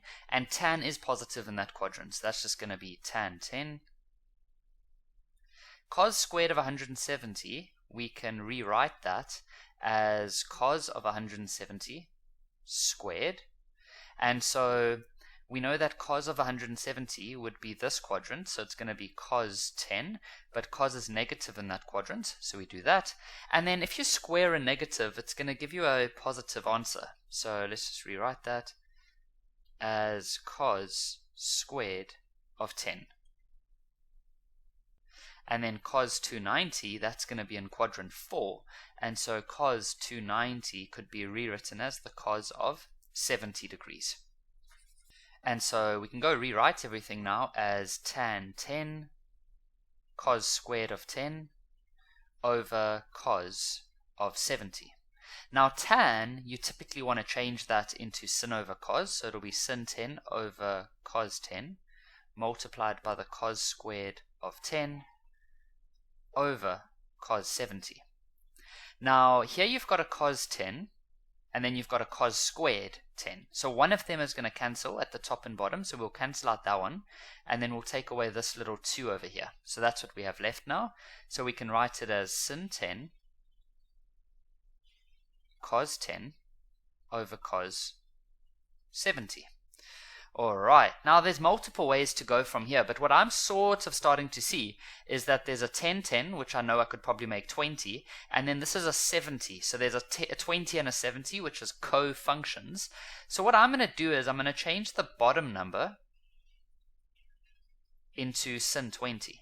That's cofunctions, because we know that cos 70 is the same as sin 20. So now we can multiply top and bottom with 2, and so that's going to be 2 sin 10. There are other ways to do this, so if you're doing it in a different way, that's absolutely fine. The reason I did that now was so that this part here is the same as this part here, and so I can rewrite it as sin 20. And then at the bottom I have 2 sin 20, and so these can cancel, and so at the top you're left with 1, and at the bottom you're left with 2. Alright, so this one's it's got quite a lot happening here, but it's easy because what we do is we just go simplify each little piece. So we start off with the cos 204. Alright, and then we'll just use our cast diagram for reference. Okay, so cos of 204, we know that that's going to be in this quadrant, that's where 204 is, so we can say that this is going to be cos 24, but cos is negative in that quadrant, so it's going to be negative cos 24. Tan of 315 is in this quadrant, so this will eventually become tan 45, but tan is negative in that quadrant, so that's negative tan 45. Alright, cos 156. 156 is in this quadrant, and so that's going to give us cos 24, but cos is negative in that quadrant, so it's going to be negative cos 24. And then sin squared of 348, can rewrite that as sin of 348, but then all of that squared. Now 348 is in this quadrant, so that's going to give sin of 12, but sin is negative there, so we put a negative, and then we say squared, and then if you square a negative, it's just going to become a positive sin squared 12. Next we're moving on to sin squared of negative 5. So we get rid of that square first, because that puts us off a little bit. So we do that. Now, if you look at sin of negative 5 is not on this cast diagram, so we add 360. So all that happens is we get sin of negative 5, and then we add 360. Whoops, that's a round bracket. And then that's squared. And then we'll just quickly simplify that to become sin of 355 squared. And then 355 is in this quadrant, and so that's going to become sin of 5 degrees, but sin is negative in that quadrant, so it'll be like that. and then if you square a negative, it becomes a positive, like that. So that's going to be sin squared of 5. Sin squared of 85 and sin squared of 24, we can leave that alone because those are already less than 90 degrees. And so we can now go rewrite everything. And so that's going to be negative cos 24 times by negative tan 45 plus 2, and then in brackets, negative cos 24 times by sin squared of 12. Then at the bottom, we're going to have sin squared of 5 plus sin squared of 85 minus the sin squared of 24. Alright, this is quite an interesting one. So tan 45, if you ever had to think of your special triangles, if you do tan, it's going to be opposite over adjacent, and so it's actually just going to be equal to 1. So what we have here is minus cos 24 multiplied by negative 1. And then this negative is going to jump to the front eventually, so we're going to end up with minus cos 24 times by sin squared of 12. Then at the bottom, we don't really need to do anything just yet. Okay, so that's where we are at the moment. Now, this negative and this negative is obviously just going to make a positive, so that's just going to be cos 24. Then I'm going to say minus 2 cos 24 multiplied by sin squared 12 over sin squared of 5 plus sin squared of 85 minus sin squared of 24. Alright, now what we can do at the top is realize that we've got this term and we've got this whole term, and so there's a common factor of cos 24. So what we do is we take out that cos 24 as a common factor. We haven't done that in a while, and then we're left with 1 minus 2 sin squared of 12. Then at the bottom, what I want to do at the bottom is, what I realized is that there's a 5 and an 85. Now that's 90, so we've definitely got a cofunction happening over there. So you need to change one of them. I'm going to change this one to cos squared of 5, right? Because we know that sin of 85 is the same as cos of 5. And so I'm going to leave this sin squared of 5 as it is, but I'm going to change this one into cos squared of 5 minus sin squared of 24. Then what happens is these, from grade 11, sin squared plus cos squared equals to 1. So we're getting somewhere. This is cos 24, and then in brackets we've got 1 minus 2 sin squared of 12. And then at the bottom we now have 1 minus sin squared of 24. Now if you look on your formula sheet, what I identified here was that there's a 1 minus 2 sin squared, and that's exactly what we have here. So to simplify it, we're going to rewrite it as that. So that's going to give us cos 24, and then this is going to become cos 24 as well, because you're going to double that angle. And then at the bottom, we're just going to leave that for now. So at the top, we're just going to have cos squared 24, because you're saying cos 24 times cos 24. Now this one at the bottom is very interesting. It's not the same as this one. So if you attempted to use that, it's not the same. But what you must remember from last year is that if you have sin squared x plus cos squared x, that's always equal to 1. But if you had to get the cos squared alone, you would say 1 minus sin squared. And that is what we have over here. We have a 1 minus sin squared. And so what this means is we can replace 1 minus sin squared with cos squared of the same angle. And so at the bottom, we can change that to cos squared of 24. Okay, you might have to pause the video and just think about what I've done there. And then what happens is that the cos squared 24's cancel, and so we literally get left with an answer of 1. So in these types of questions, such as 48, you want to be able to draw a triangle on the cast diagram. So let's actually do that a little bit better for you guys. Let's do like that. And so it's actually very easy. The way you do it is the following. You look at the first piece of information, which tells us that sin theta is equal to 3 over 5. So it's telling us that sin is a positive number, because 3 over 5 is positive. So sin could be positive in this quadrant or in this quadrant. So we'll put a little tick there and a little tick there. Then they tell us that the angle must be bigger than 90. Now, on a cos diagram, this is 0, 90, 180, and 270. So to be bigger than 90, you would have to be here, here, or here. So then what we do is we realize that this quadrant works for both of them, and so that is the quadrant we are going to use. And so we go draw ourselves a triangle, and then we use this as our angle. That's the angle we're going to use. So they said that sin theta is going to be equal to 3 over 5. Now we know that sin is opposite over hypotenuse. So that means this will be a 3, this will be a 5. We would use Pythagoras to find this one. Now if you had to do Pythagoras, you would find that this is a 4, but you must understand that this is negative 4 because it's on the negative x-axis. And so now we can go answer our questions. Once the triangle is drawn, then it's fairly straightforward. And so now we can go get cos theta. Now we know that cos is adjacent over hypotenuse, and so the adjacent is negative 4. The hypotenuse is 5. And so there's the answer for number A. For B, we need to find tan. And so tan is going to be opposite over adjacent. So tan theta is going to be 3 over negative 4. Now, a very, very big mistake that I see students do is that when they see this, they put the 2 in the front. Now remember, I've told you guys this before, you can't take out negatives and you don't want to take out the 2.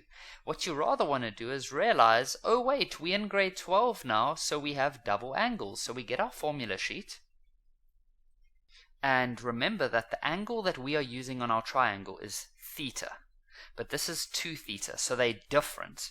For example, they are completely different. If this is 40, this is 80. So they're 2 different things. So what we do is we use this formula over here, which would tell us that sin of 2 theta would be equal to 2 sin theta cos theta. Now have a look at this. All of a sudden, we know this. That's just normal theta, and that's what we are using in our triangle. So let me write it over here. We can say sin 2 theta is the same as 2 sin theta cos theta. And now we've already worked out what sin theta is, or they've told us that sin theta was 3 over 5.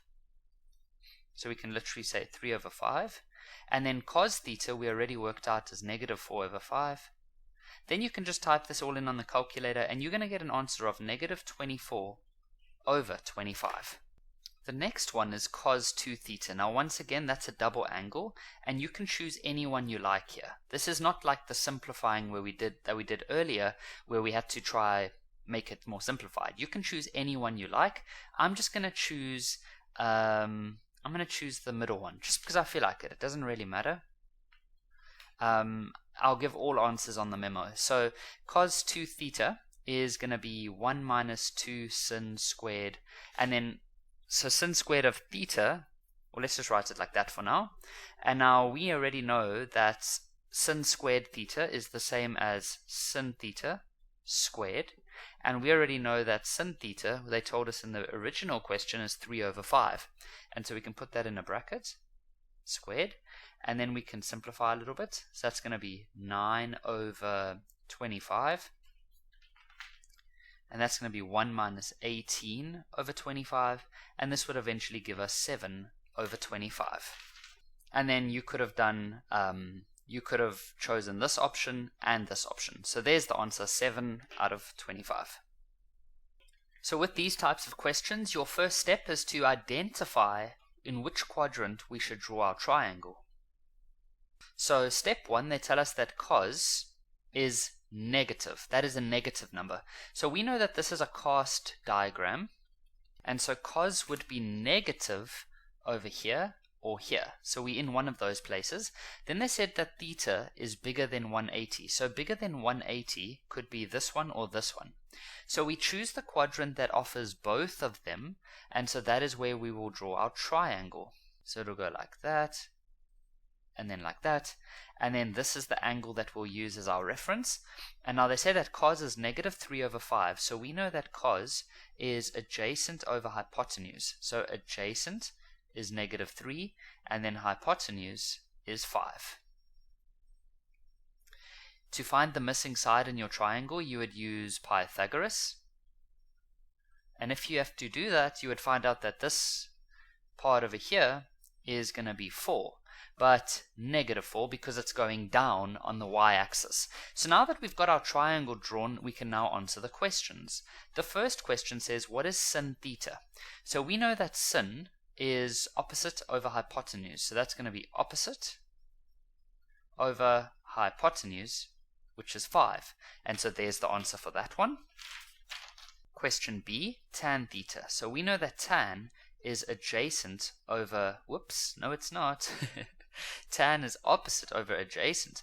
And so that's going to be negative 4 over the adjacent, which is going to be negative 3. And so the negatives cancel, and so you end up with 4 over 3.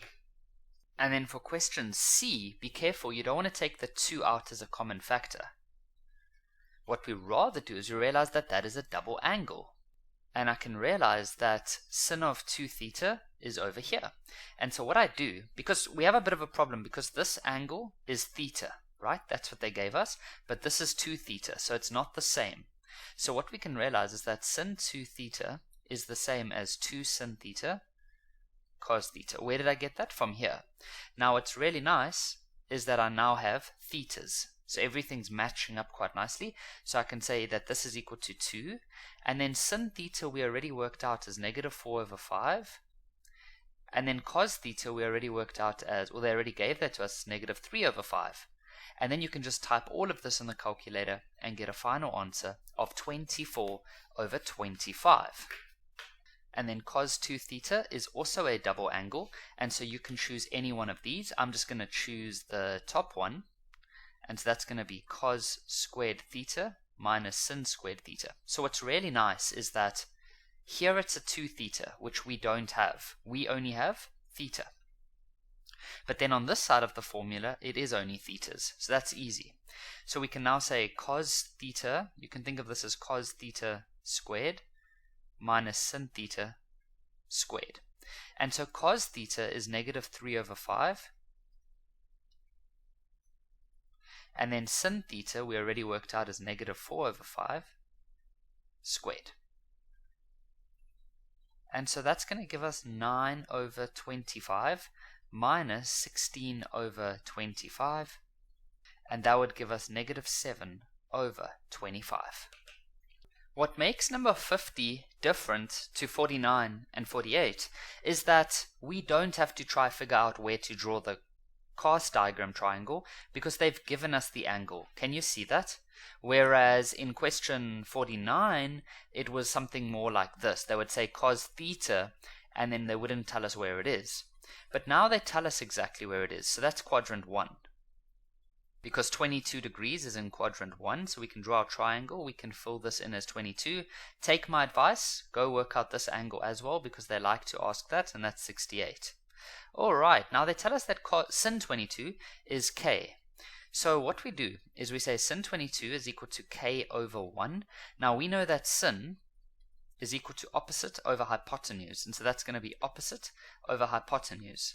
You then do Pythagoras to find the missing side, so that's going to say that 1 squared is equal to k squared plus, let's call this one x.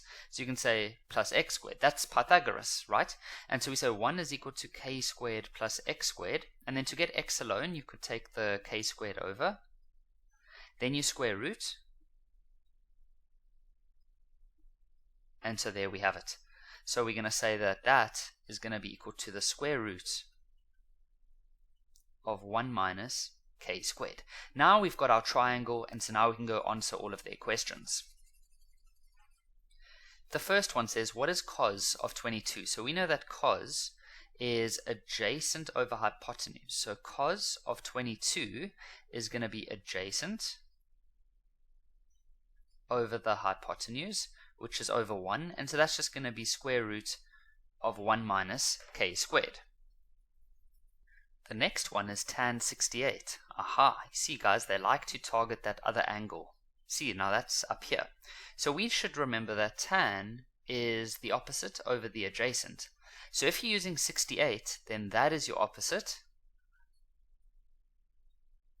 and that is your adjacent. And so there's the answer for that one. Now, some students panic when they see 44 because they cannot see 44 anywhere on the diagram. But what you need to start training yourself to see is that 44 is double 22. Wait, did I just say double? So that means we're going to use double angles. So we can say that sin 44, which would be this part, now you can expand it into 2 sin. Now it's going to be half, because if that's 2 alpha, this is alpha, so that's going to be 22. And cos 22. Now would you look at that, guys, we now have something really nice, sin 22 and cos 22, so that's on our diagram, and so that's going to be equal to 2. Now sin 22 they've already told us is equal to k, and cos 22 we worked out earlier as the square root of 1 minus k squared, and so there is your answer. You can just say 2k square root 1 minus k squared. And then the last one is question D, which says cos 44. Now that's also double 22, so you can choose any one of these. I'm just going to choose the middle one, and so that's going to become 1 minus 2 sin squared of 22. See, because it halves the angle. And we have 22, so what I can then do is say 1 minus 2, then in brackets I can say sin 22, and then I square that. And so that's going to be 1 minus 2, and then sin 22 is k. We already know that. And so the answer is just going to be 1 minus 2k squared. So here's another one of these questions where they tell you exactly which quadrant you're in because they give you the angle. And so you can go to sin, so 41 is in quadrant 1, right? So that's here. And so we can put a little 41 over there. Now remember to take this advice and go work out this angle at the top, because they're always going to ask you about that one. And so that's when, if you do sum of angles in a triangle, that would be 49. And then they say sin 41 is p. So sin 41 is p. Now p is the same as p over 1. And I know that sin is opposite over hypotenuse. So that means opposite will be p and hypotenuse would be 1. You would then do that whole Pythagoras thing over here. And if you had to do that, you would eventually get 1 minus square root of 1 minus p squared for that part there. And so the first question, A, is cos 41. Now cos 41, we know that cos is adjacent over hypotenuse. And so adjacent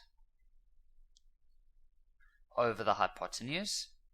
Now that's just going to simplify to 1 minus p squared, or the square root of 1 minus p squared. The next one is tan of 49. Now there we go, they're using that angle. So tan is opposite over adjacent. We should know that tan is opposite over adjacent. So the opposite would be the square root of 1 minus p squared, and the adjacent is p. And so there's the answer for that. Now, I know for a fact that many of you watching this are going to struggle with C. I remember the first time I ever saw a question like this, I was like, what is going on? But check this out, guys. It's a little bit of a trick here, but once you know the trick, you won't fall for this again. What we're going to do is we're going to change the number 71 into 30 plus 41. Why? Because we have 41, and 30 is a special angle. How cool is that? Now here's where we would use our compound angles, and so we could see that we've got this one over here, so we would expand it, and so that would become sin 30 cos 41 plus cos 30 times by sin 41. Now sin 30, we're going to get all of this from our special triangles, which can look like this. Alright, so sin 30 is opposite over hypotenuse, which is 1 over 2. Cos 41, we already got that off our triangle earlier in question A, where we got an answer of square root of 1 minus p squared. Cos 30, we're going to get on our special triangle, which is adjacent over hypotenuse. That's going to be the square root of 3 over 2. And then the sin of 41, we know that from the original question, is p. How cool is that, guys? Quite tricky though, hey? And then we can try simplify. Let's just see what we get here. So this is just going to be 1 minus p squared over 2. That's what this part actually becomes. And then this part's just going to be the square root of 3p over 2. Now because these denominators are both the same, we can put this all together over one denominator. and it's going to be the square root of 1 minus p squared plus the square root of 3p over 2. Alright, so question C was quite a good question, hey? Quite a difficult one, I do know that. Let's do question D. 82 we should identify as double 41. We could choose any one of these three. I'm going to just choose the bottom one this time. And so we can say that cos of 82 is going to be equal to 2 cos squared of 41, because that's what half of 82 is, minus 1. And then we can say that this is 2 cos 41, and then this part is actually squared, like that. And then we know that cos 41, we worked that out in question A as the square root of 1 minus p squared. And then we can say minus 1. Oh, and there's a 2 here. Now, this 2 completely removes the square root. And so what we end up with is 2 bracket 1 minus p squared minus 1. And so then we can go simplify. That is 2 minus 2p squared minus 1. And then we're going to end up with 1 minus 2p squared. Question 52 is quite a good question. Let me show you how this one works, because some students do get quite confused. So what we have here, and what I want you to see immediately, is that we have two scenarios. We've got this scenario, where the angles used are theta and theta. Then in this scenario, that is a beta. That means we are going to be using two completely different triangles. So what I would do is I would draw two cast diagrams. You don't want to put them on the same cast diagram. It can cause confusion. So I'm going to do that. And we can say, for example, that this is going to be our theta triangle, and then this will be our beta triangle. Okay, so for the first one, the theta triangle. Actually, I'm changing up all the colors here. Let me make this nice. So let's do that in pink, and then let's do that in blue. There we go. Look how cool that is, guys. I didn't even plan that. So in the first triangle, the blue one, we're going to say that sin theta is positive. See that? It's positive. So that means we could be in this quadrant or this quadrant, because that's where sin can be positive. But then they say that theta must be less than 90. So that means we are going to have to be in this quadrant over here. So then what we do is we go draw our triangle, and this is our theta. And then we're going to say that sin is opposite over hypotenuse. You would do Pythagoras, and you would find that that is 4. Now, move on to the next triangle. So this one says that cos is positive. So that could be here or here. And they tell us that the angle beta is larger than 180. So that would be, larger than 180 is here and here. So this is clearly the triangle that we're going to have to use. And so what we do is we go draw our little triangle. There we go. And then just pretend that this is your angle.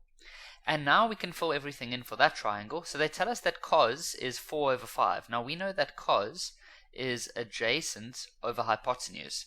So adjacent would be 4. Hypotenuse would be 5. You would do Pythagoras and find that this is 3. But remember that it's negative 3 because it's in the negative y-axis. Now, that's the difficult part done, but now what some students still seem to do when they see this is they're like, oh, okay, so that's just going to be cos theta minus cos beta. No, guys, what you got to realize is that this over here is a compound formula. Aha, so check, guys, we're looking for a cos and then an a minus b, so that's this one. And so what I'm going to do is I'm going to say that cos theta minus beta is going to be, sorry, let me write that down here. Cos theta minus beta, and then I'm just going to expand using this formula. So it says cos theta, then cos beta, then there's a plus sin theta, sin beta. And so what I now go and do is I go find each of those little parts on the triangle. So for example, if they say cos theta, then I come to my theta triangle and I get cos. Now cos is adjacent over hypotenuse, so that's going to be 4/5 or 4 over 5. Then cos beta is going to be adjacent over hypotenuse, but now I'm using the beta triangle, and that's also going to be 4 over 5. That's pretty cool.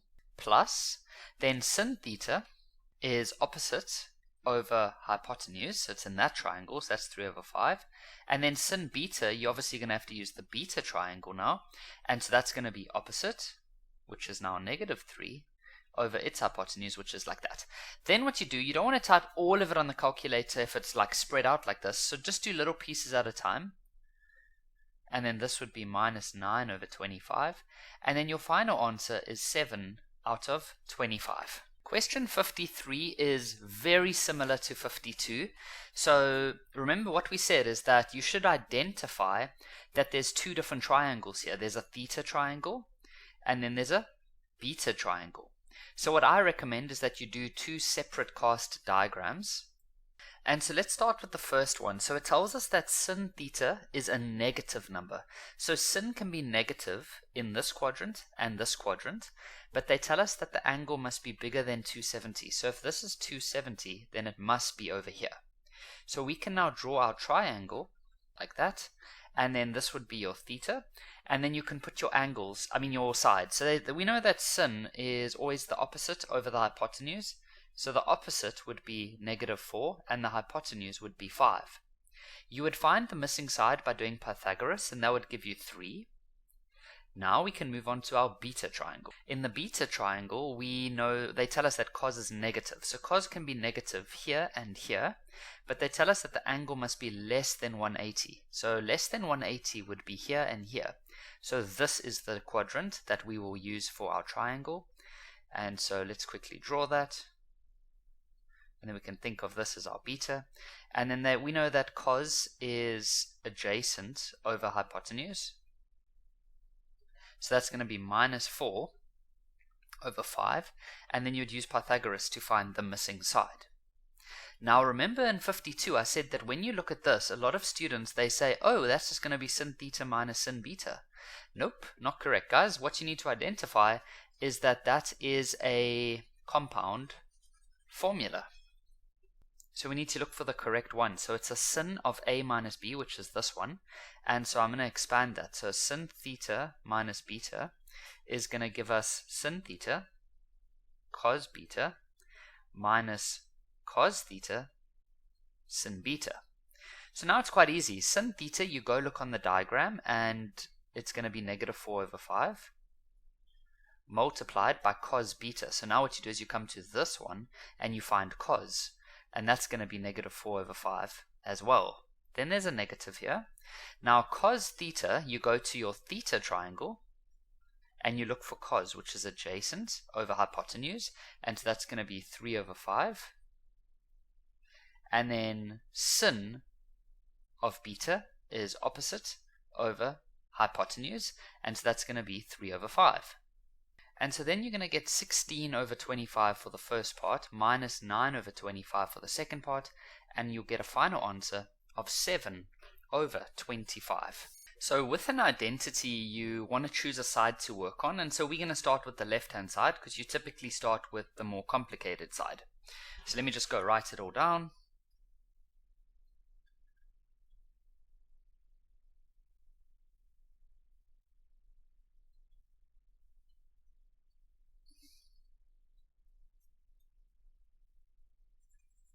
Alright, now here's my little pieces of advice. If there is a sin 2x, change it. And you'll change it using this formula here. So that's step 1.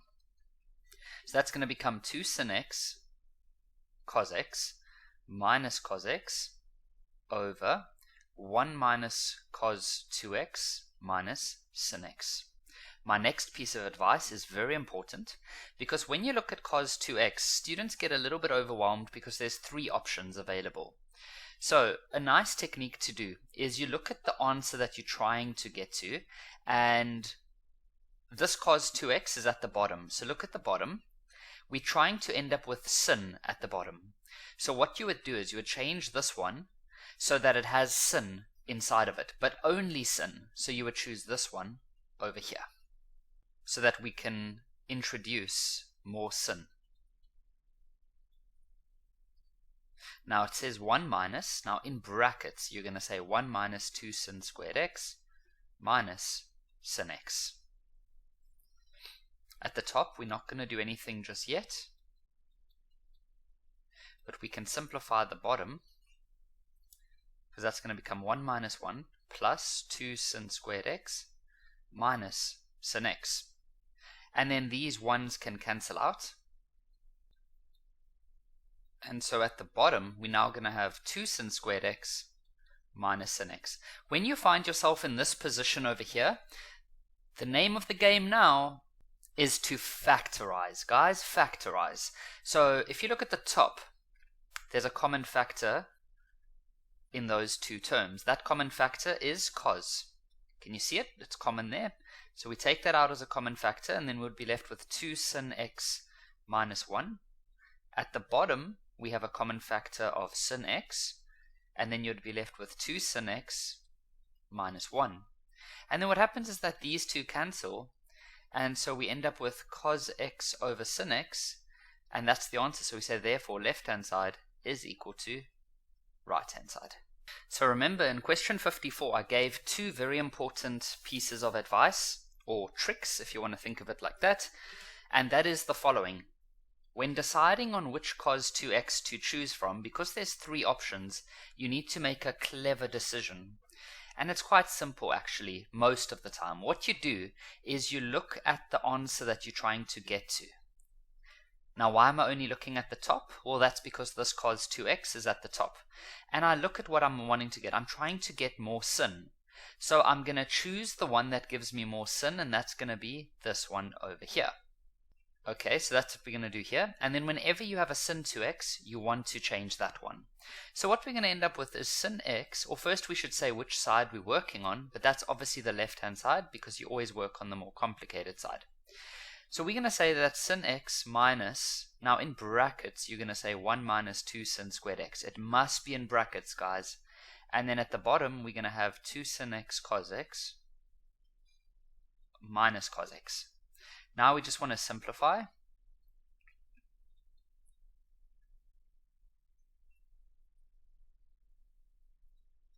And then the bottom already is simplified. Now remember in the previous question, number 54, I said that when you get to this step, you then need to factorize. Now factorizing takes on different steps, such as difference of squares, trinomials, common factors. Can you see that at the top we actually have a trinomial? So I'm just going to rearrange it to look more like a trinomial, like that. And then at the bottom, we're just going to leave it as it is. Okay, so we're going to factorize this top one as a trinomial. And so that's going to obviously end up with two brackets. The one will have a 2 sin x. And you might have to pause the video just to make sure you understand how I got everything. But this one's going to be plus 1 like that, and this one would be minus 1. At the bottom, there is a common factor, because if you look at these two terms, there's a common factor of cos x. And then you'd be left with 2 sin x minus 1. And now what's really nice is that this cancels with this one. And so we're left with sin x plus 1 over cos x. And if we look at the original question, that's exactly what we were trying to get. And so we can say, therefore, the left-hand side is the right-hand side. So in 54 and 55, we explored two very important ideas, and that is, when you have a cos 2x, you never have to guess which one to choose over here. What you do is, okay, so this cos 2x is at the top, so you look at the answer that you're trying to get to, and you realize that that answer has more cos. So you're going to choose the option that gives you more cos, and so that's going to be this one over here. Then if there is a sin 2x, then you would simply expand it using that. And we should also let them know that we are going to be working on the left-hand side. Okay, so that's going to be 2 plus cos x minus, then in brackets, it's very important that you use brackets. You're going to say 2 cos squared x minus 1, because remember we said we're choosing this one. Then at the bottom, we're going to say 3 sin x. Now, you don't really need brackets for this part, but if you did put a bracket, it's okay. The reason I don't use a bracket is because this is just one term. It's not like a two term. But brackets will never make your sum wrong. Alright, so now we're going to simplify. So then at the top, we're going to get a minus 2 cos squared x plus 1. And then at the bottom, we're not really going to do anything over there. Okay, then at this step, once you've gotten all the brackets away and all of that, then it's factorizing. But, oh, we still need to simplify. So 2 plus 1 is 3. So I'm just going to change that to 3 plus cos x minus 2 cos squared x. And then at the bottom, we're all good. There's nothing we can do there.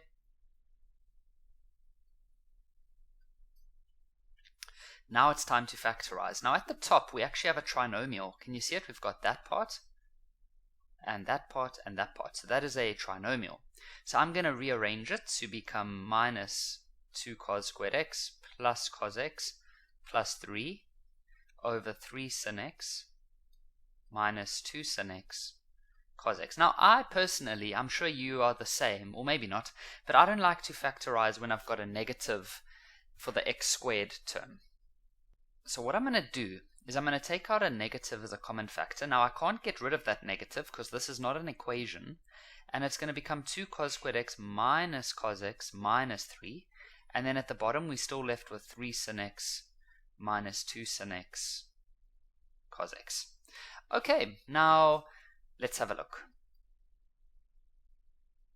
So you can do multiple different things here, or there's multiple things you can do. You can let this negative rather be at the bottom, so then what you would end up with is 2 cos squared x minus 3, and then you flip this one around, so it becomes 2 sin x cos x minus 3 sin x. Okay? You guys used to do that in grade 9. If, for example, you had a situation like this, where these were different, then what you guys used to do in grade 9 is you used to switch the sign to a plus, or you used to change the sign, and then you changed this one. So what I did now is I took this negative out, and then I changed the bottom one. It's the same type of idea. And so now we can factorize. So at the at the top, it's a trinomial, where we're going to have 2 cos x here, and then cos x here, and then 3 and 1. This one would be a no, this would be positive, this would be negative. Pause the video and see if you can understand how I did that or where I got that from. You don't want to just watch and carry on if you're a bit confused. You want to pause and see if it makes sense for yourself. Okay, then at the bottom there's a common factor. That common factor is sin x. And then we'd be left with 2 cos x minus 3. And then look at this, guys. What happens is that cancels and that cancels. And so we're left with cos x plus 1 over sin x. And now we can say, therefore, left-hand side is the same as the right-hand side. Guys, here's some more advice. When you have a fraction plus or minus another fraction, first thing you should do is get a common denominator. So your lowest common denominator for this one is going to be sin x cos x. So that means we're going to multiply this one with cos x, and we're going to multiply this one with sin x. But first, let's say what side we're working on. We're going to work on the left-hand side. So we're going to have sin 3x times cos x minus cos 3x times sin x over the lowest common denominator, which is sin x cos x. Now, if you look carefully at the top, can you see that this is a compound angle? So that's a times. So it's sin cos minus cos sin. Here it is, sin cos minus cos sin. How cool is that? So we're going to make it simplified now. And so that's going to end up becoming sin of 3x minus x over sin x cos x. And so at the top we're just going to have sin 2x. And then at the bottom we're going to have sin x cos x. Now there's multiple ways to go from here, but I mean, one of the ways you could do this is to realize that this is a double angle. And so you can just expand it into 2 sin x cos x at the top. And then at the bottom we just have sin x cos x. And then everything cancels. So that cancels, that cancels, that cancels, that cancels. And so we're left with an answer of 2. And so therefore LHS is equal to RHS. At this step here, you could have done it in a slightly different way if you wanted to. I'll quickly show you what I mean. You could do that method that we did in one of our previous questions where you multiply top and bottom by 2. So then you would get that and that. And then this part here, you would then turn into sin 2x So it would have given you 2 sin 2x over sin 2x. And then those would have cancelled, and then you're still going to end up with 2. Okay, so sometimes there's more than one way to do it, and then you can choose whatever you're comfortable with. So number 58 is a little bit weird because we don't really have a cos 2x or a sin 2x, but what I identified is that this is a difference of squares. You know, like if you have x4 minus y2, x4 minus y4, then that's a difference of squares, because you could say x squared minus y squared, x squared plus y squared. So in our scenario, we're definitely going to work on the left-hand side first, and so we're going to say that that is going to become cos squared x minus sin squared x, and then cos squared x plus sin squared x. Okay, and then at the bottom we have cos squared x. Now, I do see that this is the same as that, but I don't really want to change it into that right now. I don't think that's the way it's going to work. It might, but I think there's something better we can do. First of all, if you look here, this is our grade 11 formula, cos squared x plus sin squared x. So that just becomes 1. So that whole part just falls away. And so all that we're going to be left with at the top is cos squared x minus sin squared x over cos squared x. And so this one I'm actually just going to split. So what I mean is, you know, when you have something like this, you can sometimes split it up. An example would be like x squared minus 4x over x. You can split it up. So you can say that that's x minus 4. So I'm going to do the same approach here. And so it's going to be equal to cos squared x over cos squared x minus, and you might have done this in a different way. It's absolutely fine. And then what we realize is that cos squared x over cos squared x is 1, and then sin squared over cos squared is tan squared. And there we've done it. So we can say, therefore, the left-hand side is the same as the right-hand side. Alright, so with number 59, we should understand that tan is sin over cos. You don't have to go change it to that, but you know in the back of your mind that that is true, right? So remember what I said in previous questions, that when you're doing an identity and you end up with a sin 2x, change it. And then when you're deciding on which cos 2x to choose from, you've got 3 options, which can be a little bit overwhelming. But all that you need to do is look at the answer that you're trying to get, which is tan x, which is also sin x over cos x. And so this cos 2x is at the bottom. And so look at the bottom over here. What are we trying to end up with? We're trying to end up with more cos. And so it is for that reason that I think the best option for us would be to change that cos 2x into this one. Let me just explain that again. So we look at the cos 2x, and then we look at the answer that we're trying to get to. And the answer is a tan x, which is the same as sin over cos. And so at the bottom we want cos. So we should choose something here for cos 2x that will give us more cos. And so we will choose this option because that gives us the most cos. So, and then that's the way it's going to work. So let's first say that we're working on the left-hand side. And so we're going to end up with sin x plus, now sin 2x changes using this formula, so that's 2 sin x cos x over 1 plus cos x plus, and then in brackets, we're going to say 2 cos squared x minus 1. Then we can just simplify. There's nothing we can do at the top really, so we're just going to leave that for now. At the bottom, we're going to get 1 plus cos x plus 2 cos squared x minus 1. Those 1's are going to cancel out. Can you see that? And so now what we should see is that these 1's are going to cancel. So let's just go get to that point. There's nothing we can really do at the top, and then at the bottom we've got cos x plus 2 cos squared x. Okay, so at this step you want to factorize. So you see we've got these two terms, this one, and the common factor is sin x. So we take out sin x as a common factor, and then you're going to be left with 1 plus 2 cos x. At the bottom we'll take out a cos x, and we'll be left with 1 plus 2 cos x. And then those can cancel out, and so that's going to give us sin x over cos x, which of course is tan x, and so therefore the left hand side would have to be the same as the right hand side. In question 57, I mentioned that when you get a fraction plus or minus another fraction, step 1, get a common denominator. So the common denominator is just going to be this and this. So our LCD is going to be 1 minus sine x and 1 plus sine x. So what that means is that we are going to multiply this one with 1 plus sine x and this one with 1 minus sine x. Oh, by the way, we should tell the teacher that we're going to work on the left hand side. And so that's going to give us sine x multiplied by 1 plus sine x over 1 minus sine x, 1 plus sine x, plus sine x multiplied by 1 minus sine x over 1 plus sine x multiplied by 1 minus sine x. Okay, so there we go.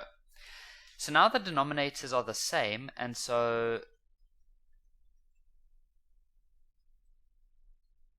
we can leave it like that. And then at the top we're going to be left with sine x plus sine squared x plus sine x minus sine squared x. You see what I did? The denominators are the same, so we can put everything together over one denominator, and I just multiplied out the brackets. And then what happens is that these two are going to cancel out. So at the top we're just going to be left with 2 sin x, because sin x plus sin x is 2 sin x. And then at the bottom we're going to be left with this. Okay, so it's a bit weird because it might seem a bit challenging on like where we're going to go from here, because we're trying to get this. We're trying to get 2 sin x over cos squared x. So we already have the top part sorted. So what we can do, I can sort of see something happening here. We're going to multiply the bottom out. Normally we don't really do that, but it's going to work out in this one. So you've got 2 sin x. Then at the bottom you're going to have 1 plus sin x minus sin x minus sin squared x. Right? I just multiplied the two brackets out. And so what happens is that these are going to cancel. And so we're going to end up with 2 sin x over 1 minus sine squared x. Now from grade 11 we know that sine squared x plus cos squared x is equal to 1. So if we're to get the cos squared x by itself, it would be equal to that. See, I took this over. Now look at the bottom here. That's exactly what we have here. So we can replace the bottom with cos squared x, and then therefore left hand side is equal to right hand side. Alright, so in question 61, the first thing you should identify is the fractions. I've said this in number 57 and number 60. When we see fractions, step 1, get a common denominator. So your lowest common denominator here would be 1 plus cos x multiplied by sin x. So what that means is that we're going to multiply this part by sin x, and we're going to multiply this part by 1 plus cos x. Okay, so that's going to give us sin x multiplied by sin x over 1 plus cos x times by sin x plus 1 plus cos x times 1 plus cos x over sin x times by 1 plus cos x. So, and we're working on the left hand side, the more complicated side. So guys, what we now have is denominators that are the same, so we can put everything over one denominator now. And so that common denominator is going to be 1 plus cos x times sin x. And so these two together are just going to become sin squared x, and then I'm going to multiply these brackets together, so that'll become 1 plus cos x plus cos x plus cos squared x. And then I'm just going to simplify a little bit further at the top. So that's going to become, can you guys see this? Sin squared x plus cos squared x, that's just going to be a 1. So I'm going to say 1 plus another 1 plus cos x plus cos x. I guess I could have simplified that a bit further. And then at the bottom, we got 1 plus cos x times sin x. So now what we can do is we can put these together, and we can put these together. So that's going to be 2 plus 2 cos x over 1 plus cos x times sin x. Now, at the top, we can take out a common factor of 2, and then you'd be left with 1 plus cos x over sin x. And I nearly forgot that 1 plus cos x. And then what happens is that these cancel. And so there we're pretty much left with the answer equals to 2 over sin x. And so that means left-hand side is equal to right-hand side. Number 62 looks really interesting. I think we should start on the right-hand side this time. It's the more complicated side. And so I'm just going to write it down for now. Alright, what I would do is I would split this 3x up into x plus 2x. I think that'll work quite nicely. So we can go 3 sin x, and if you've never seen that before, now you know that that's a little trick you can do. So let's do that first. Now, this is a compound formula. So we should identify that this looks like this. You've got two angles being added together, and so we're going to expand it, okay? I don't yet know how this is going to work out. I'm very curious to see how this is going to work. It looks so interesting. And so that's going to give us 3 sin x minus, and then in brackets, we're going to expand using this one now. So that's going to be sin 2x cos x plus cos 2x sin x. And then that's all over 4. Okay, so now I'm just going to get rid of that bracket.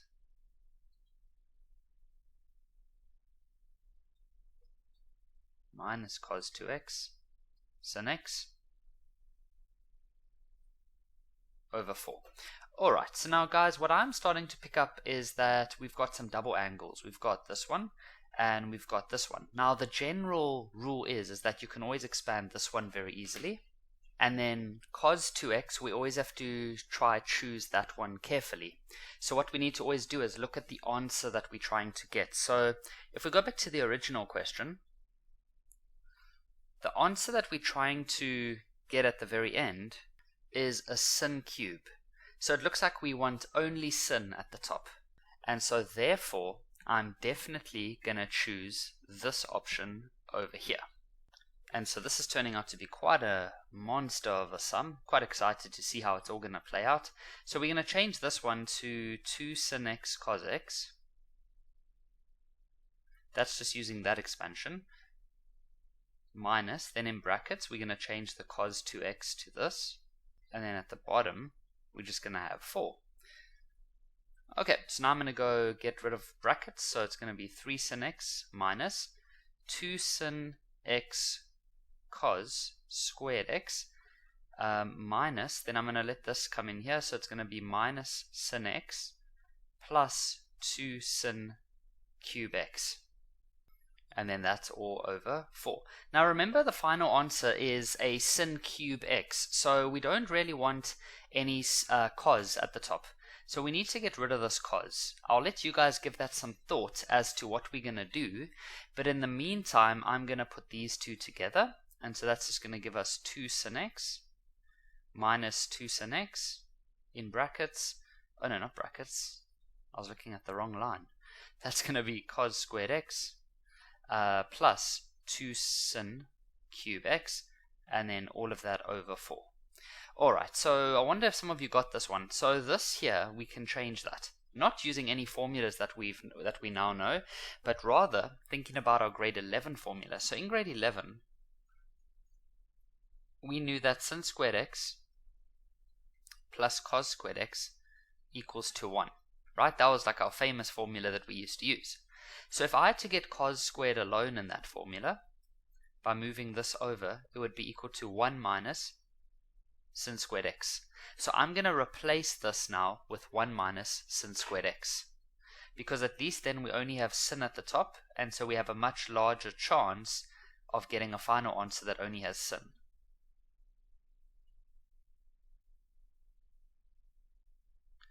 Alright, and then this is all over 4. Wow, what a sum, eh? And so now we're going to say 2 sin x. Now I'm just going to multiply this 2 sin x in, so it's minus 2 sin x plus 2 sin cubed x plus 2 sin cubed x over 4. Oh, this is actually going to work out nicely. These two are going to cancel, then we're going to say 4 sin cubed x, because we're just adding those two together, over 4. Of course the 4's cancel, and so we end up with sin cubed x. Therefore, left hand side is equal to right hand side. So this looks like quite a good question. I think it's going to be better for us to start on the left hand side. I'm not 100% sure, but let's go with that. Let's go with the left hand side and let's see how it goes. So on the left hand side we can see that there's this cos 2x. Now up till now I have always suggested that we choose a cos 2x that matches what we have on the other side, or as closely as possible. So what I see is that if I look on my formula sheet, this part here has a cos and a sin, so I'm actually going to go for this one. And so I'm going to change that top part to cos squared x minus sin squared x. And then at the bottom, cos x plus sin x is the same as cos x plus sin x times cos x plus sin x times by another cos x plus sin x. Okay? Now at the top, can you see that there's a difference of squares over there? You know, like if you have x squared minus 4, you can say x minus 2 and x plus 2. Well, there's a difference of squares here with sin and cos. So we can change this to cos x minus sin x multiplied by cos x plus sin x. So it's really nice. Actually, I'm jumping the gun here. Let me just write this all down.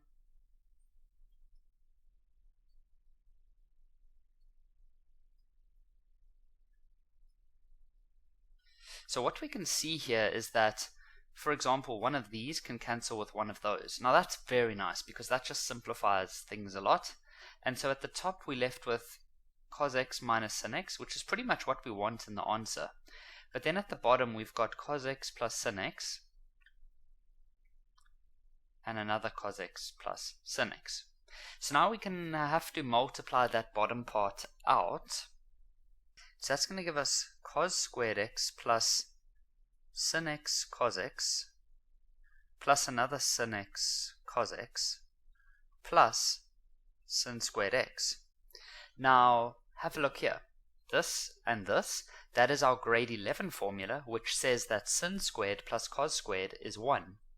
So we can change that to 1, and then we've got 2 of these, so we can say 2 sin x cos x. Now, can you see what this is? Well done if you identified that as a double angle. See, this part here is this part here. And so we can have cos x minus sin x over 1 plus, and then that's just going to be sin 2x. And that, guys, is the final answer. So we can say, therefore, left-hand side is actually the same as the right-hand side. In question 64, did you guys identify this part at the top? See this? Cos cos plus sin sin. Haha, look at that. Oh no, it's not that one. That's awkward. It's this one here. Cos cos plus sin sin. And so we're going to convert it back. And so first we should probably say that we're going to work on the left-hand side. And so that's going to end up becoming cos of 5x minus 3x over cos x minus sin x. And so at the top we're going to end up with cos 2x, and then at the bottom cos x minus sin x. Now remember, when making a choice for cos 2x, let me get the formulas. You want to look to your answer and look and see which one is the best option. Now you can think of cos x plus sin x as cos x plus sin x over 1. So this cos 2x needs to eventually become that. So we're going to choose the cos 2x that has cos and sin in it. So that would be this first option. And so that's going to become cos squared x minus sin squared x over cos x minus sin x. And now what happens is that this is a difference of square. And so you can write that as cos x minus sin x, and then cos x plus sin x. You know, like your normal difference of squares, like x squared minus y squared is x minus y and x plus y. And then at the bottom we have cos x minus sin x. And then there we go, this is going to cancel. And so we simply left with cos x plus sin x.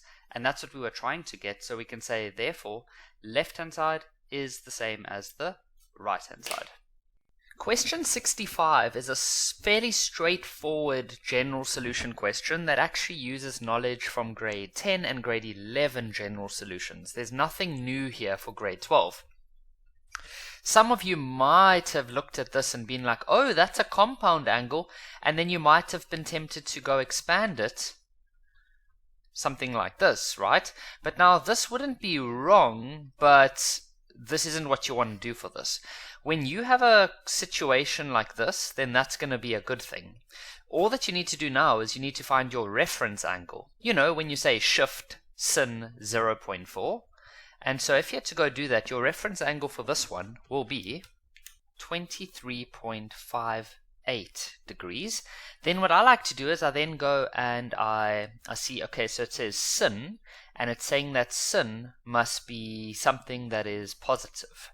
So what I do is I then go divide my page in half, and I think about my cast diagram, and I know that sin is positive in these two quadrants. So this will be quadrant 1, and this would be quadrant 2.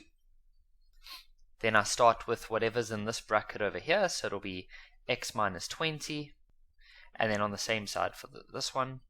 Now, in quadrant 1, you don't have 180 minus or 180 plus or 360 minus. You can just go straight to the reference angle. And then we must always remember to say plus k times 360. K is an element of z.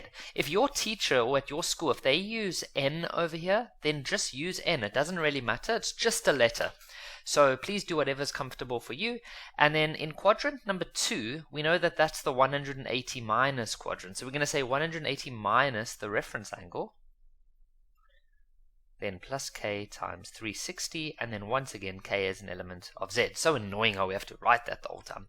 Now for this one on the left, I'm just going to solve it by taking the 20 over, and that would eventually give you this. And then on the right hand side, if I took the 20 over and I combined all of this together, you should eventually end up with 176.42, and then we say plus k times 360. K is an element of z. With question 66, what we can identify is that we have a grade 12 compound angle. Can you see it here? Cos, cos, sin, sin. And so if we look on our formula sheet, we've got the cos, cos minus sin, sin, so that's this one.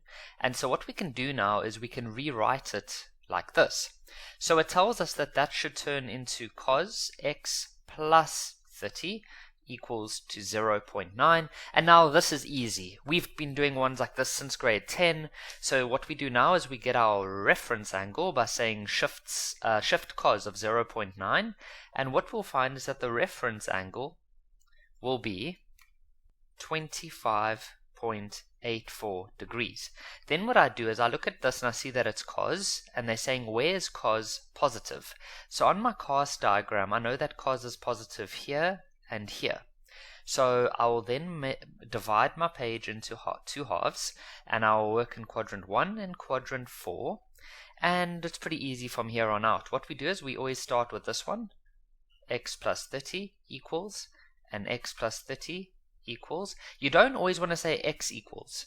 You must start with whatever's inside this bracket. And then in quadrant 1, you don't say 180 minus or 180 plus or 360 minus. You're just going to say the reference angle straight away. And then you're going to say plus k times 360. And then k is an element of z. Remember that if your teacher uses a different letter to me, that is absolutely fine. I have seen different letters. It's usually k or n. Now on quadrant 4, at quadrant 4, we would say 360 minus, because that's what quadrant 4 says. And then we're going to say the reference angle. So that's going to be 25.84 plus k times 360. K is an element of z. Now we're just going to simplify. And so for this one, we're going to end up getting negative 4.16 plus k times 360. K is an element of z. And then for the one on the right hand side, if you had to move the 30 over, you would eventually end up with x being 304.16 53.16 plus k times 360. K is an element of Z. With question 67, you want to be able to identify that this part here is a compound angle. So if you can see, it's a sin cos plus a cos sin. Sin cos plus a cos sin, so that's this one. And so what we'll do is we'll just rewrite it like that. And so that's going to end up becoming sin of x plus 40. Then there's this plus 0.8 equals to 0. You can just put the 0.8 on the other side like that. Now at this step we can go ahead and get our reference angle. Please remember, there is 2% of schools in South Africa who would use the negative on the calculator. There is another way of doing it like that. So if you're part of a school that does it that way, then yours will look a little bit differently to me, or different to mine. But for most schools in South Africa, your teacher would have told you, don't put the negative on the calculator. So you're just going to put 0.8 on your calculator. So you're going to say shift sin 0.8. And this would mean that your reference angle is going to equal to 53.13 degrees. Now, you might be wondering, where does the negative get used? Well, this negative is telling us that it is in the quadrant where sin is negative. So if we look on our cast diagram, we've got A, S, T, C. So we know that sin is positive here and here, but it would then be negative here and here. So we're going to work in those quadrants, quadrant number 3 and quadrant number 4. So what I do is I divide my page in half, and we're going to work in quadrant 3 and quadrant 4, because they've told us it's where sin is negative. And so then what we do is we start off with whatever's in the bracket and whatever's in the bracket on the other one. And then we start with quadrant 3, which is 180 plus, and then in quadrant 4 it's always 360 minus.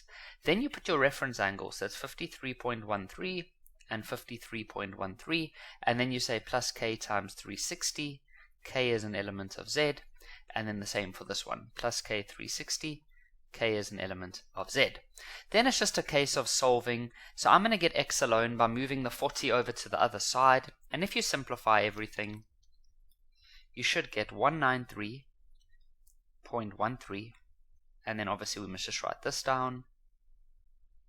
And then on the right hand side, you should eventually end up with 266.87 plus k times 360. K is an element of Z. And so there we have it. In question 68, you want to make sure that you were able to identify that there is a trinomial over there. Can you see it? There's a square, then there's a normal one, and then there's a normal number. So it's almost like x squared minus 2.4x plus 0.8. Okay, so what we do is we use the quadratic formula. And I'm not going to go for everything in, but you must just remember that A is going to be the number in the front, which is 1. B is going to be this number here, which is negative 2.4, and then C is going to be this number here, which is 0.8. And so if you had to go fill that in, you would eventually find that x would be equal to 2. But now because we got sin x, we'd say that sin x will be equal to 2, or sin x would be equal to 0.4. Now these become two brand new questions. So let's start with sin x equals 2. So we treat this as a brand new question now. Let's go find our reference angle. Now if you had to find the reference angle, you're going to get an error. Now that is perfectly normal.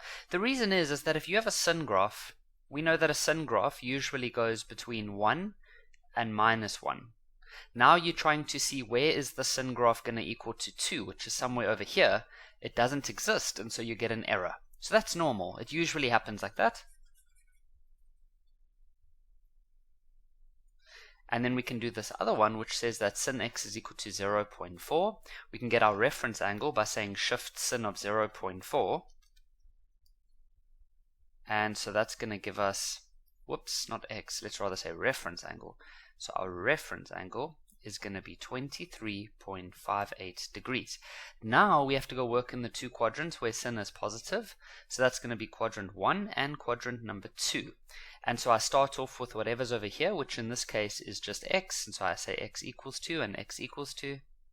And then my reference angle for quadrant 1 plus k times 360. K is an element of z. Then for quadrant 2, we know that that starts with 180 minus. And then your reference angle, which is 23.58, plus k times 360. K is an element of z. And then I must just go simplify this one on the right-hand side a little bit more, which will give us 156.42 plus k times 360. K is an element of z. Whenever you see a situation like this where you've got a sin and a cos, the angles are the same, then all that you need to do is the following. You need to take the cos to the one side, so you keep them separate. Then what you need to do is divide by cos on both sides. So you just divide by cos. And then on the right hand side, you're still going to be left with 2. And then that just becomes tan. So you end up with 3 tan x equals to 2. You can then divide by 2, so you end up with tan x equals to 2/3. And then it's easy. Just get your reference angle by saying shift tan of 2 over 3. Which would give us 33.69 degrees. Whoops, I shouldn't say x equals 2, I should say reference angle. But now, did your teacher tell you? I'm sure they did, but you need to remember this. When you're busy with tan, there are 2 important things we need to remember. We will only say plus k times 180, not k 360. And then number 2, you only need to do one quadrant. You only need to do one quadrant. If you forget number 2, it's okay. They will never mark you down if you go and do 2 quadrants. You're just making it extra work for you're making extra work for yourself. But if you get number 1 wrong, then you are going to be penalized. So number 1 is the very important one. So it tells us over here, over here, that tan is positive. Now I know from my cast diagram that if we have CAST, tan is going to be positive here and here. So you can choose any one of those. You only have to do one. So I'm just going to do the first one, which is quadrant number 1. And so I can just say x equals to, now quadrant 1, you don't say 180 minus, 180 plus, or 360 minus. You just put the reference angle straight away. And then you go straight into plus k times 180, not 360, and then k is an element of z. And remember that if your teacher uses the letter n over here, then that's perfectly fine. The important thing is that you start off by using 180 over there. Now, if you were in a test and you went and did quadrant number 3 as well, it's not wrong, you're just doing extra work. That's all. In question 70, there's something very interesting that we can do. You bring everything over to the left, first of all, and then it almost looks like a trinomial, but we have one problem. The one problem that we have is that we have a combination of sin and cos. So what we do is we look at this one, and then we use our grade 11 formula, which went like this. And so what I'm going to do is I'm going to use this grade 11 formula, and I'm going to get this one by itself. So we can say that sin squared x is equal to 1 minus cos squared x. And then what I do is I'm going to go to this sin squared x and I'm going to replace it with 1 minus cos squared x. So it's going to go 4, and then in brackets, we're going to put the 1 minus cos squared x plus 3 cos x minus 4 equals to 0. Then I'm just going to simplify. What we should see now is that these 4's cancel out. And so we end up with minus 4 cos squared x plus 3 cos x equals to 0. And so what we could do now is you could take out a cos x as a common factor, and then you'd be left with minus 4 cos x plus 3. Plus 3, and that's equal to 0. And so we can say, therefore, cos x is equal to 0, or minus 4 cos x plus 3 must be equal to 0. And so I'm not going to do anything with this one for now, so I'm just going to say cos x equals to 0. Or, and now for this one, if you had to eventually get cos x alone, you would find that it's going to be equal to 3 over 4. Alright, now these become 2 brand new questions. Cos x, so I'm going to divide my page into a half, or 2 halves. And so cos x equals 0, and the other one is cos x equals to 3 over 4. Now, your teacher might have shown you this before, maybe in grade 11 even. Whenever you have a 0, a 1, or a minus 1, you simply draw the graph. It's much easier. You just draw the graph of cos, which we know starts here and then goes down. So where is cos equal to 0? Well, we can see it's equal to 0 here and here. And if the graph had to keep going, of course it would keep repeating over here and here. So we can say that the answer, x must be this over here where it goes into the 0 the first time, that's 90 degrees. Then we can say plus k. Now, how often is this repeating? Well, if this is 90, this is 180, this is 270. So it looks like there is a 180 degree jump each time. Each time it's going to jump with 180 degrees. So we can just say plus k times 180. K is an element of z. And now we are finished with this one.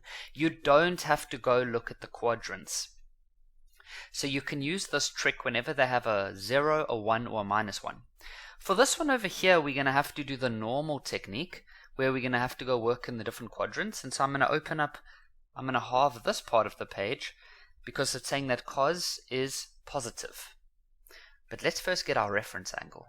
So our reference angle we will get by saying shift cos 3 over 4.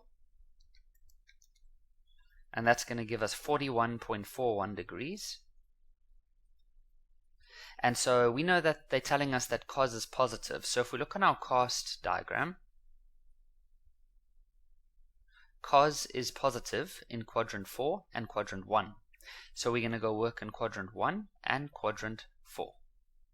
For quadrant 1, it's very easy. We just say x equals to 41.41 plus k times 360. K is an element of z. In quadrant 4, we say x equals to, then we say 360 minus the reference angle, and then plus k times 360. K is an element of z. So we can still simplify this one a little bit. 360 minus 41.41 is 318.59. Then plus k 360, k is an element of z. And so that's it. Question 71 almost looks like a trinomial, but the problem is that we have a sin and a cos mixed together.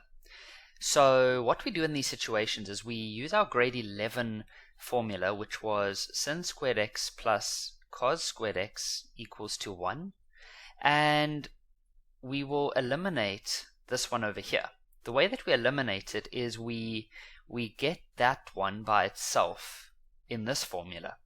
So that's going to make us, or that's going to give us cos squared x equals to 1 minus sin squared x. And so you're going to put that in the place of cos squared x.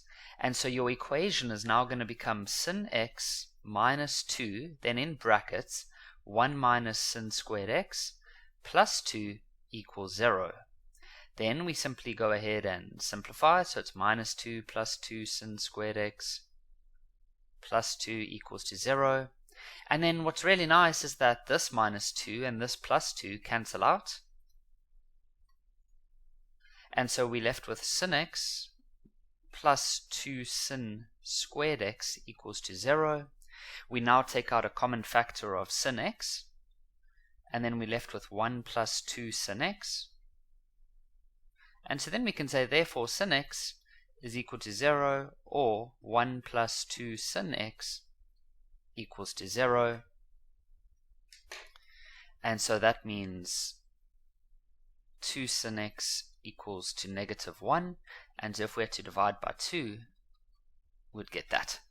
Alright, so we have two answers now. Sin x equals to 0, or sin x equals to negative a half.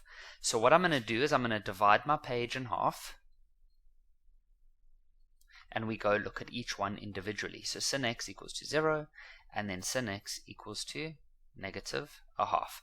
So in the previous question, number 70, I said that whenever you have a 0, minus 1, or 1, you don't want to solve that by looking at the quadrants. You rather just want to draw your graph. and it's a sin graph for this one, so that looks like that. And then you literally just look off the graph. Where is this equal to 0? Well, it's there, there, there, and of course if the graph had to keep going, it would keep doing the same thing, right? It would keep repeating like that. So then to give the answer, we say x must be equal to, and then we look at the first one. Now that's 0 degrees, and then we know that this is 180, this is 360. So it looks like it's repeating itself every 180 degrees. So we can just say plus k times 180, where k is an element of z, and that is all you need to do. Now for this one, we do the normal approach where we get our reference angle. Now remember, don't put the negative on the calculator when getting your reference angle. You're just going to take the positive, and so that's going to give you a reference angle of 30 degrees.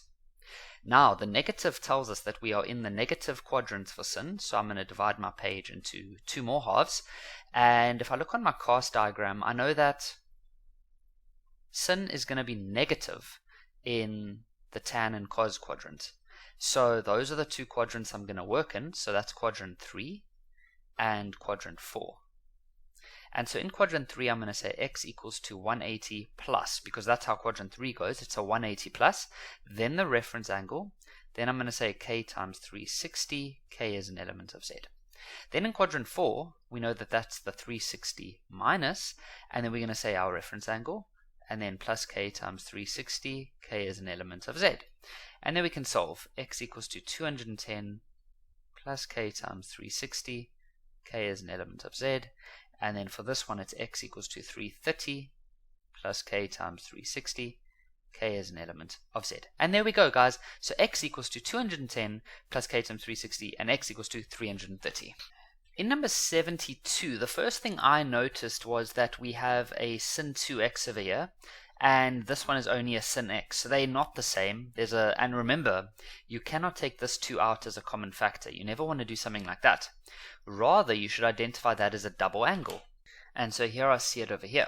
So what happens is that we've got the 3, then we can say bracket, and then we're going to change this, which is this one here, and we're going to change it into 2 sin x cos x. Then here we've got minus 2 sin x equals to 0. Now I'm just going to multiply the 3 in, so it's 6 sin x cos x. Some of you want to put the 3 over there as well, but that's not correct, because remember this is just one term. Okay, and then it's going to be minus 2 sin x equals to 0. And so now what we can do is take out a common factor. Now the common factor I would see here is 2 sin x, and then you'd be left with 3 cos x minus 1. And so we can now say that therefore 2 sin x equals 0, or 3 cos x minus 1 equals to 0. Here on the left you can divide by 2, and so you're just going to end up with sin x equals to 0. And then for this one you're going to end up with 3 cos x equals to 1, divide by 3, and end up with a third. Now we need to go look at each of these individually. So I'm going to divide my page into two halves. Now remember, in I think it was the previous question 71 and question 70, we said that whenever this number is a 0, minus 1 or 1, you just want to solve it by using the graph. You don't want to go get quadrants and reference angles and things like that. So if I draw a basic sin graph, I know that it hits 0 here, here, here, and if I had to keep going, that would obviously continue. So I can simply say that the answer is going to be, so what you do is you say that this graph will be equal to 0 at 0 degrees, and then every multiple, or let's just see, this is 180, this is 360, this would obviously be 540, so it looks like it jumps every 180 degrees. So we can say that the answer is 0 degrees, which is this one, plus any multiple of 180 degrees after that. And so that is how you would write that answer. Now for this one we use the normal reference angle approach, and we know that there's going to be two quadrants, and it's where cos is a positive. So if I look on my cos diagram, I know that that's quadrant 4 and 1, where cos is positive. So I'll say quadrant 1, quadrant 4, and now we start. So we can say x equals to, now in quadrant 1 there is, I need to find my reference angle first.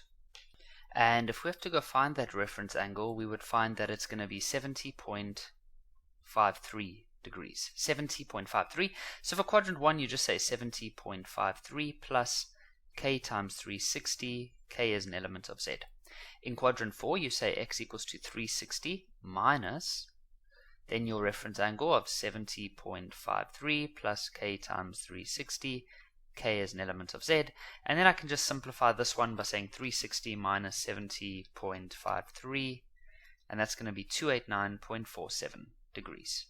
And so there's our final answers there. It's this one, and this one. In question 73, can you almost see that we've got like a double angle type of formula happening over there? And specifically, I'm talking about this one.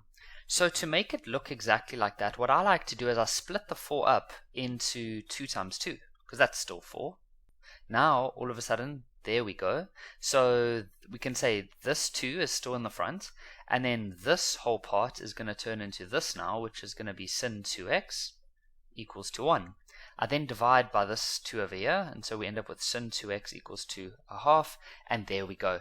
Now we can do our whole reference angle and all of that, so we say reference angle is equal to shift sin of a half, which is going to be 30 degrees, and then I go into my quadrants, and it's saying where sin is a positive number. So sin, according to the cast diagram, is positive in quadrants 1 and quadrants 2. So I say quadrant 1, quadrant 2. Now, the way to start this off is you always look at what's the angle. So it's 2x equals 2x equals. Now in quadrant 1, there is no 180 minus, 180 plus, 360 minus. It's just the reference angle straight away. There we go. In quadrant 2, we start off with 180. Then you say minus the reference angle. Alright, now we simply divide everything by 2. Students always ask me, Kevin, do we divide this by 2 as well? Yes, we divide everything by 2. So it's going to be plus k times 180. K is an element of z. Then for this one, we still want to simplify a little bit, and so we're going to take the 180 minus 30, which is 150. Now we divide everything by 2, and there we go. In question 74, it almost looks like we have a compound angle happening here, but we have something a little bit weird. We've got a sin cos and then a cos cos, so that's a bit weird. You see, because on our compound formulas, you don't get a sin cos cos cos. But what I noticed was that we've got a 15 and a 75. Now, that equals 90, so we should be thinking along the lines of cofunctions. So there's different ways you could approach this, but one of them would be to change this one, for example. So we can change, let's just write everything out. Now we know that cos 75, if we look at cofunctions, is the same as the sin of 15, right? And so that can change to sin 15. And now all of a sudden, things are looking good, because now we have a compound, which is sin cos minus cos sin, and that's this one, sin cos minus cos sin. So what we do is we rewrite it into that form over there. So that's going to be the sin of x minus 15 equals to the sin of 2x. Now some of you might have been like, Kevin, look, there's a sin 2x. Shouldn't we expand that using double angles? Now I guess you get better at this with experience, but you wouldn't want to do that. Let me show you why. Because if we did, and I know a lot of you watching this would have done that, and I don't blame you, because normally we would change it. But then things get very awkward, because now you've got a x minus 15, and you've got an x and an x, and so there's a complete imbalance happening over here. Things just aren't working out nicely. The angles are all different. It's just not good. But if you realize that we've got sin on both sides, can you remember in grade 11 there were those weird questions that they showed you towards the end of general solution, and that is when you have the same thing on both sides, a sin and a sin. It's almost like an exponential equation. If I gave you this exponential equation, what would you guys do here? Well done if you remembered that if the bases are the same, if the 2's are the same, you would simply get rid of them, and then you would say x minus 1 equals to 3. So maybe pause the video and quickly think about what we're going to do here. Welcome back if you did pause the video. So what you might have found was that if you have sin and sin, you can actually ignore the sin. You just take it out. and you left with x minus 15 equals 2x. Now don't go any further. Stop right there. Now at this step, what you must do, let's cross all that out, is this part here on the right hand side. That you can think of as your reference angle. Okay, so what we have is sin and sin. Don't worry about the cos because now we're busy with sin at this step. So we're looking at sin. Now, to work out whether we must look at where sin is positive or negative, you must look in front of this sin on the right hand side here, and you don't see any negatives. If there was a negative there, then you would work in the quadrants where sin is negative, but because it's positive, we're going to work in the quadrants where sin is positive. Now from our cast diagram, we know that that's quadrant 1 and quadrant 2. So remember how these things work. You start off with whatever was in this bracket. So that's x minus 15 and x minus 15. Now normally you would say equals to the reference angle, but I told you that this one here on the right is your reference angle. And then you say plus k times 360. K is an element of z. In quadrant 2, you would say 180 minus, and then your reference angle, plus k times 360. K is an element of z. And now you solve as per normal. I'm going to take this 2x over to the left, and we're actually going to end up with minus x equals to 15 plus k times 360. K is an element of z. Then I'm going to bring this negative 2x here over to the left for this one, and that would give us 3x equals to 195 plus k times 360. K is an element of z. And then to get x alone, you would have to divide by minus 1. And so you're going to end up with minus 15 minus k times 360. K is an element of z. Then for this one on the right hand side, you're going to have to divide by 3. So that's going to give us 65 degrees plus k times 120. K is an element of z. Question 75 is going to follow a very similar concept to question 74, and so you might want to make sure you've watched that one first. So what we should identify here is that we've got a sin and a cos. Now, usually we could make a tan, but that's only if the angles are the same. For example, if it was like this, you could, and if there was maybe a 2 in the front there, you could divide by cos, and then you'd get tan x equals to 2. But that only works because there's an x and an x, so the angles are the same. Now it's x minus 10 and 3x, so it's completely different. So what we do in a situation like this is we use cofunctions. Okay, because we know that sin 40 is the same as cos 50, and cos 10 is the same as sin 80, and sin x is the same as cos 90 minus x, and cos x is the same as sin 90 minus x, for example. And so, for example, if we have sin of 3x, then that can change into the cos of 90 minus 3x. So it's 90 minus whatever this angle was. So what we do in a question like this is I like to keep the left one as it is. I just leave it like that. Then I change this one on the right hand side to sin 90 minus 3x. Now if you watched question 74, you would know that when these are the same, we can cancel them out. It's almost like in grade 9 and 10 when we had equations like 2x equals to 2 to the power of x minus 4, for example. If the 2's are the same, we used to cancel them.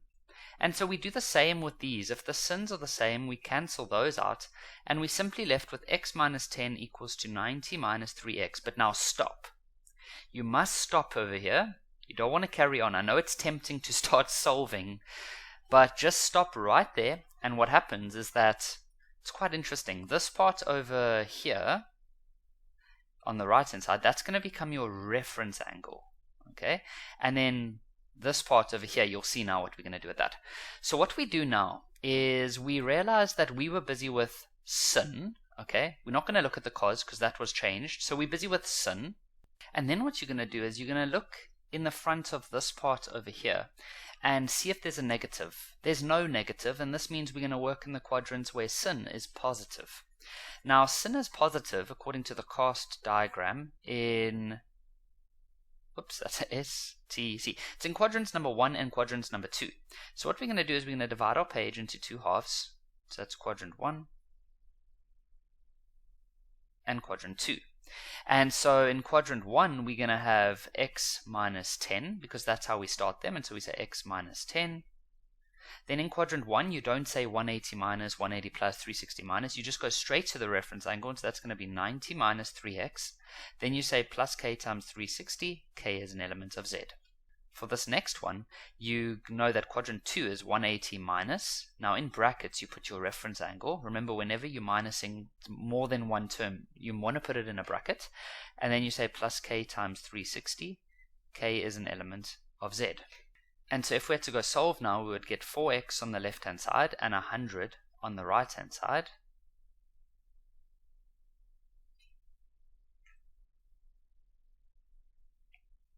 And so x is going to be 25 plus k times 90.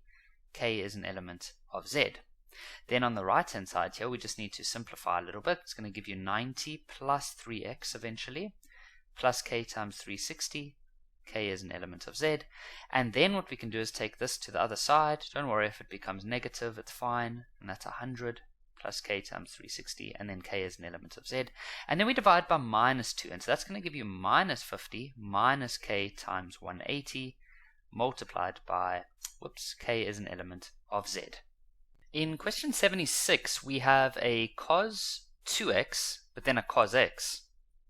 And remember, we never want to put this 2 on the outside. It doesn't work like that. So I want you to realize that we have a bit of a problem because the angles are not matching.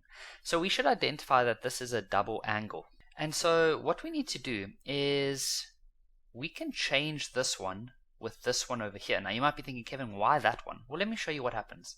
If I change it to that one, then all of a sudden, if I multiply this 3 in, we get 6 cos squared x minus 3 plus 9 equals to 13 cos x. I'm then going to take everything to the left.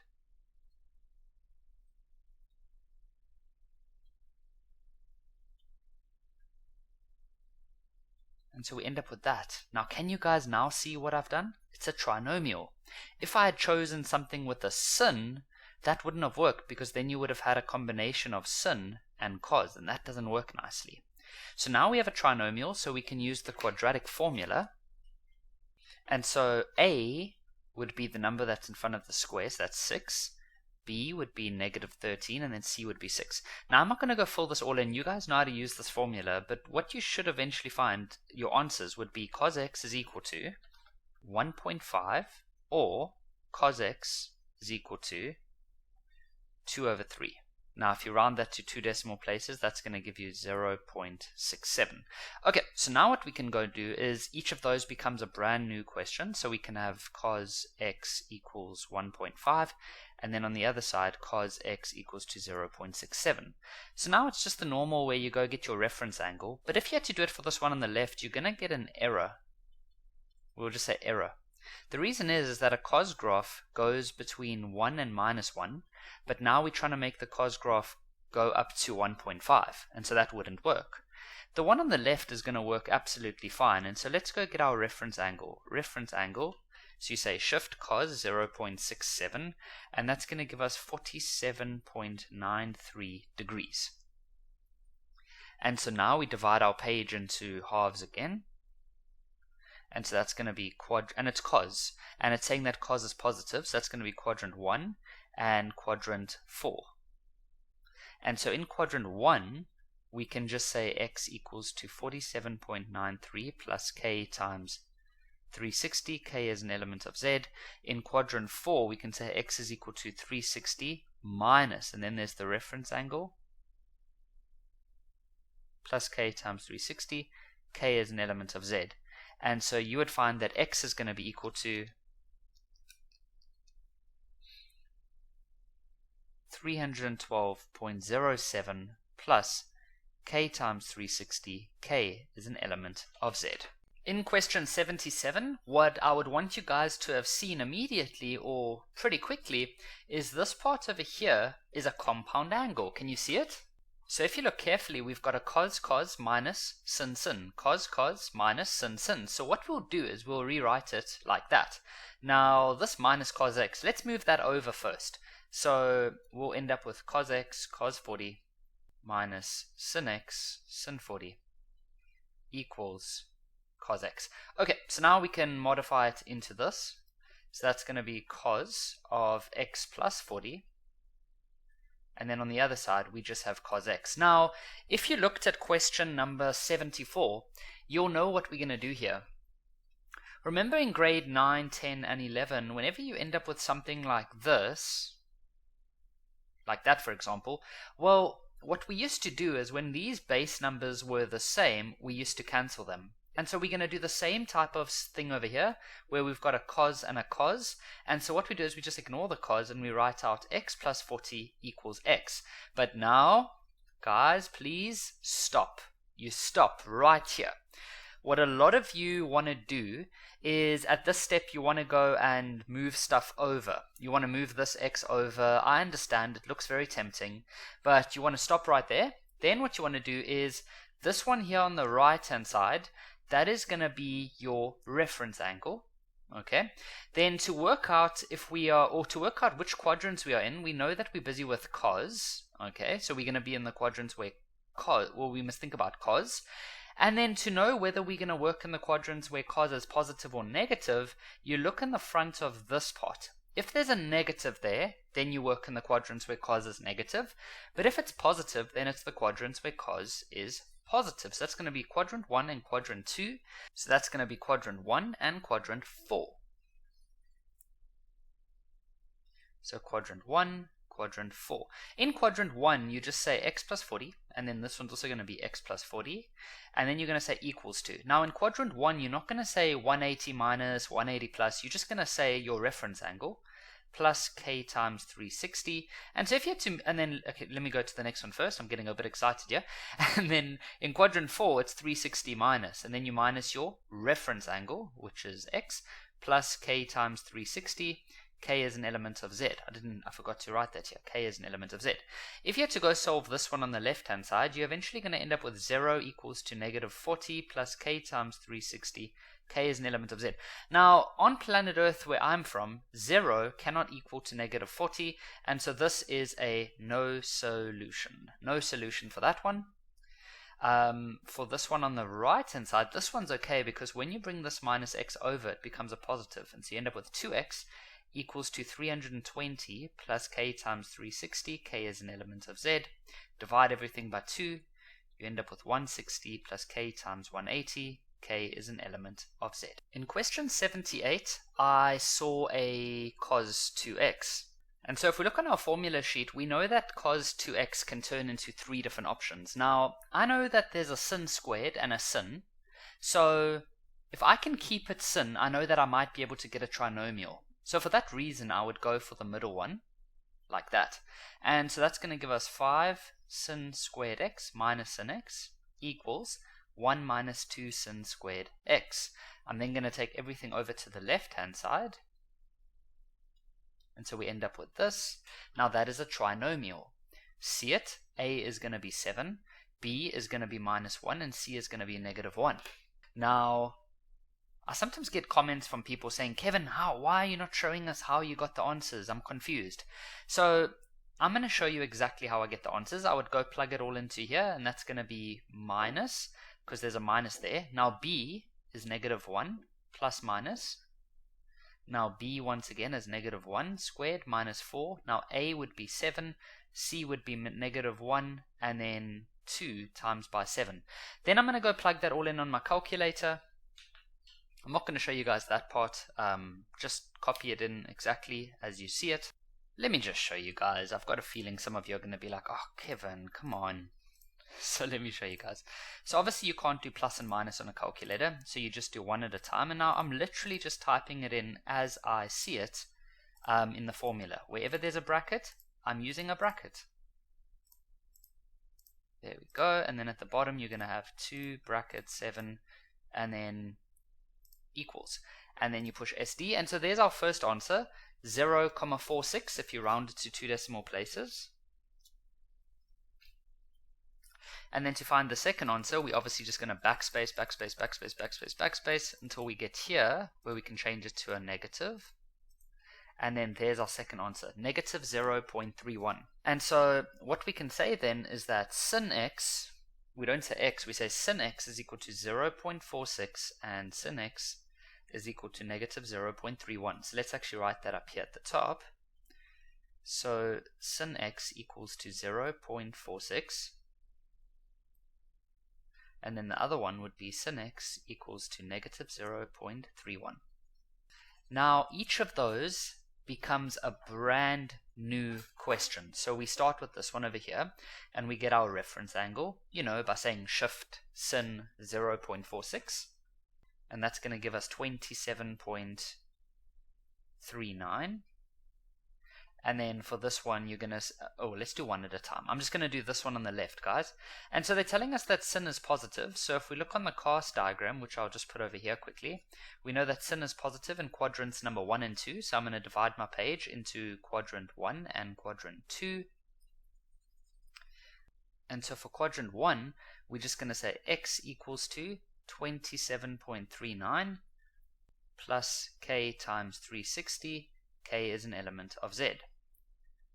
For quadrant 2, we're going to say x equals to 180 minus 27.39 plus k times 360. K is an element of z.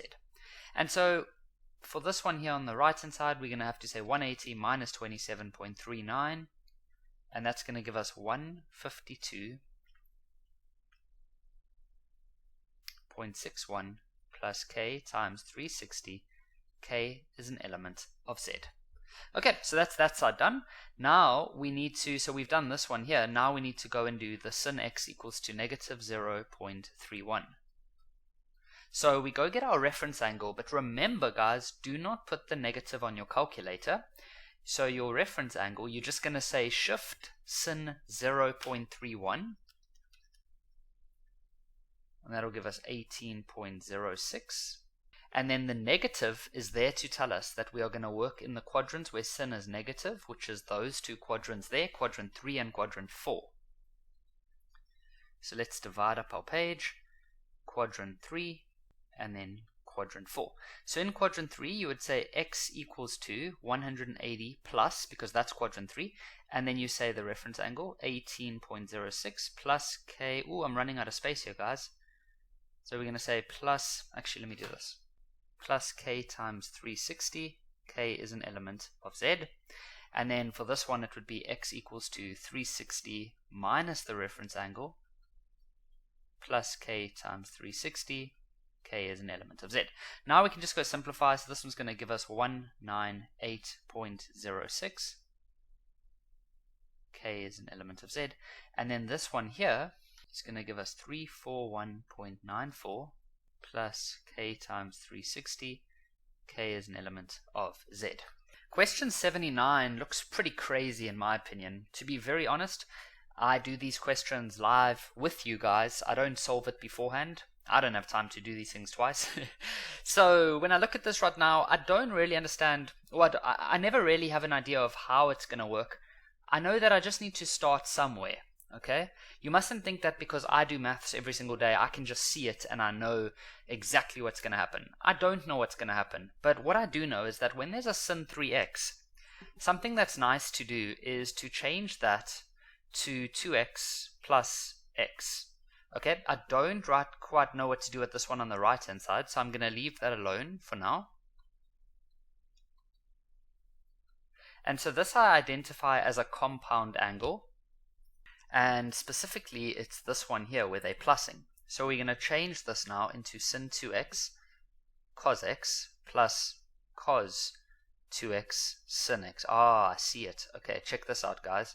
Can you guys see that this part and this part cancel out? So now if you didn't know, if you looked at this, you might have been tempted to change it because it's a double angle. But there wasn't a nice sign or a nice indication of which one we should choose. So if you don't know which one to choose there, leave it alone because you're going to run into problems. Okay, so those are going to cancel out, and that is awesome because that was making me a little bit concerned. And now what we have on the other side is cos x. Now what some students like to do is they just want to cancel, but you can't do that. You don't want to do it that way. Instead, what you want to do is you want to bring it to the right hand side, the left hand side. And now we just take out a common factor. That is the more That is the better way to do it. It's actually wrong to just cancel out the causes like that. And so you're going to be left with sin 2x minus 1. And so now what we can say is that cos x is equal to 0, or sin 2x equals to 1. There we go. So now each of those become a brand new question. Now I've said this in many of my videos and questions, that when you end up with a 0, a 1, or a minus 1, you don't want to use quadrants, you rather just want to draw the graph. So if I draw a cos graph, a normal cos graph, it goes like that. And so it says here, where is cos x equal to 0? Well, that's there, there, and of course if this graph had to keep going, it would repeat the whole time. So we can say that the answer will be at 90 degrees, then it's at 270, and so 90, 270, then I think the next one would be 450. So it looks like the jumps are every 180 degrees. So we can say 90 plus every jump of 180, and so we say plus k times 180. K is an element of z. So that's how we do that one. Now we need to look at this one. So we say sin 2x equals to 1. Now some of you are saying, Kevin, look, there's a double angle. Let's change it. No, guys. Look at this. Everything's good right here. We've got a sin equal to 1. So because it's a 1, a 0, or a minus 1, we just draw the graph. But now it's a sin graph. Now where is a sin graph equal to 1? Well, that's there. So if the graph had to keep repeating, it would keep repeating over there. So we can say that the angle, but now the angle is this. We don't just say x, we say 2x. So we say 2x equals to. Now this here is 90 degrees on a sin graph. Now this would only be, how much would that be? That's 360. That would be 450. So can you see that the jumps are every 360? So we say plus k times 360. K is an element of z. Then we divide everything by 2. And so there's our final answer. So we've got this and we've got this.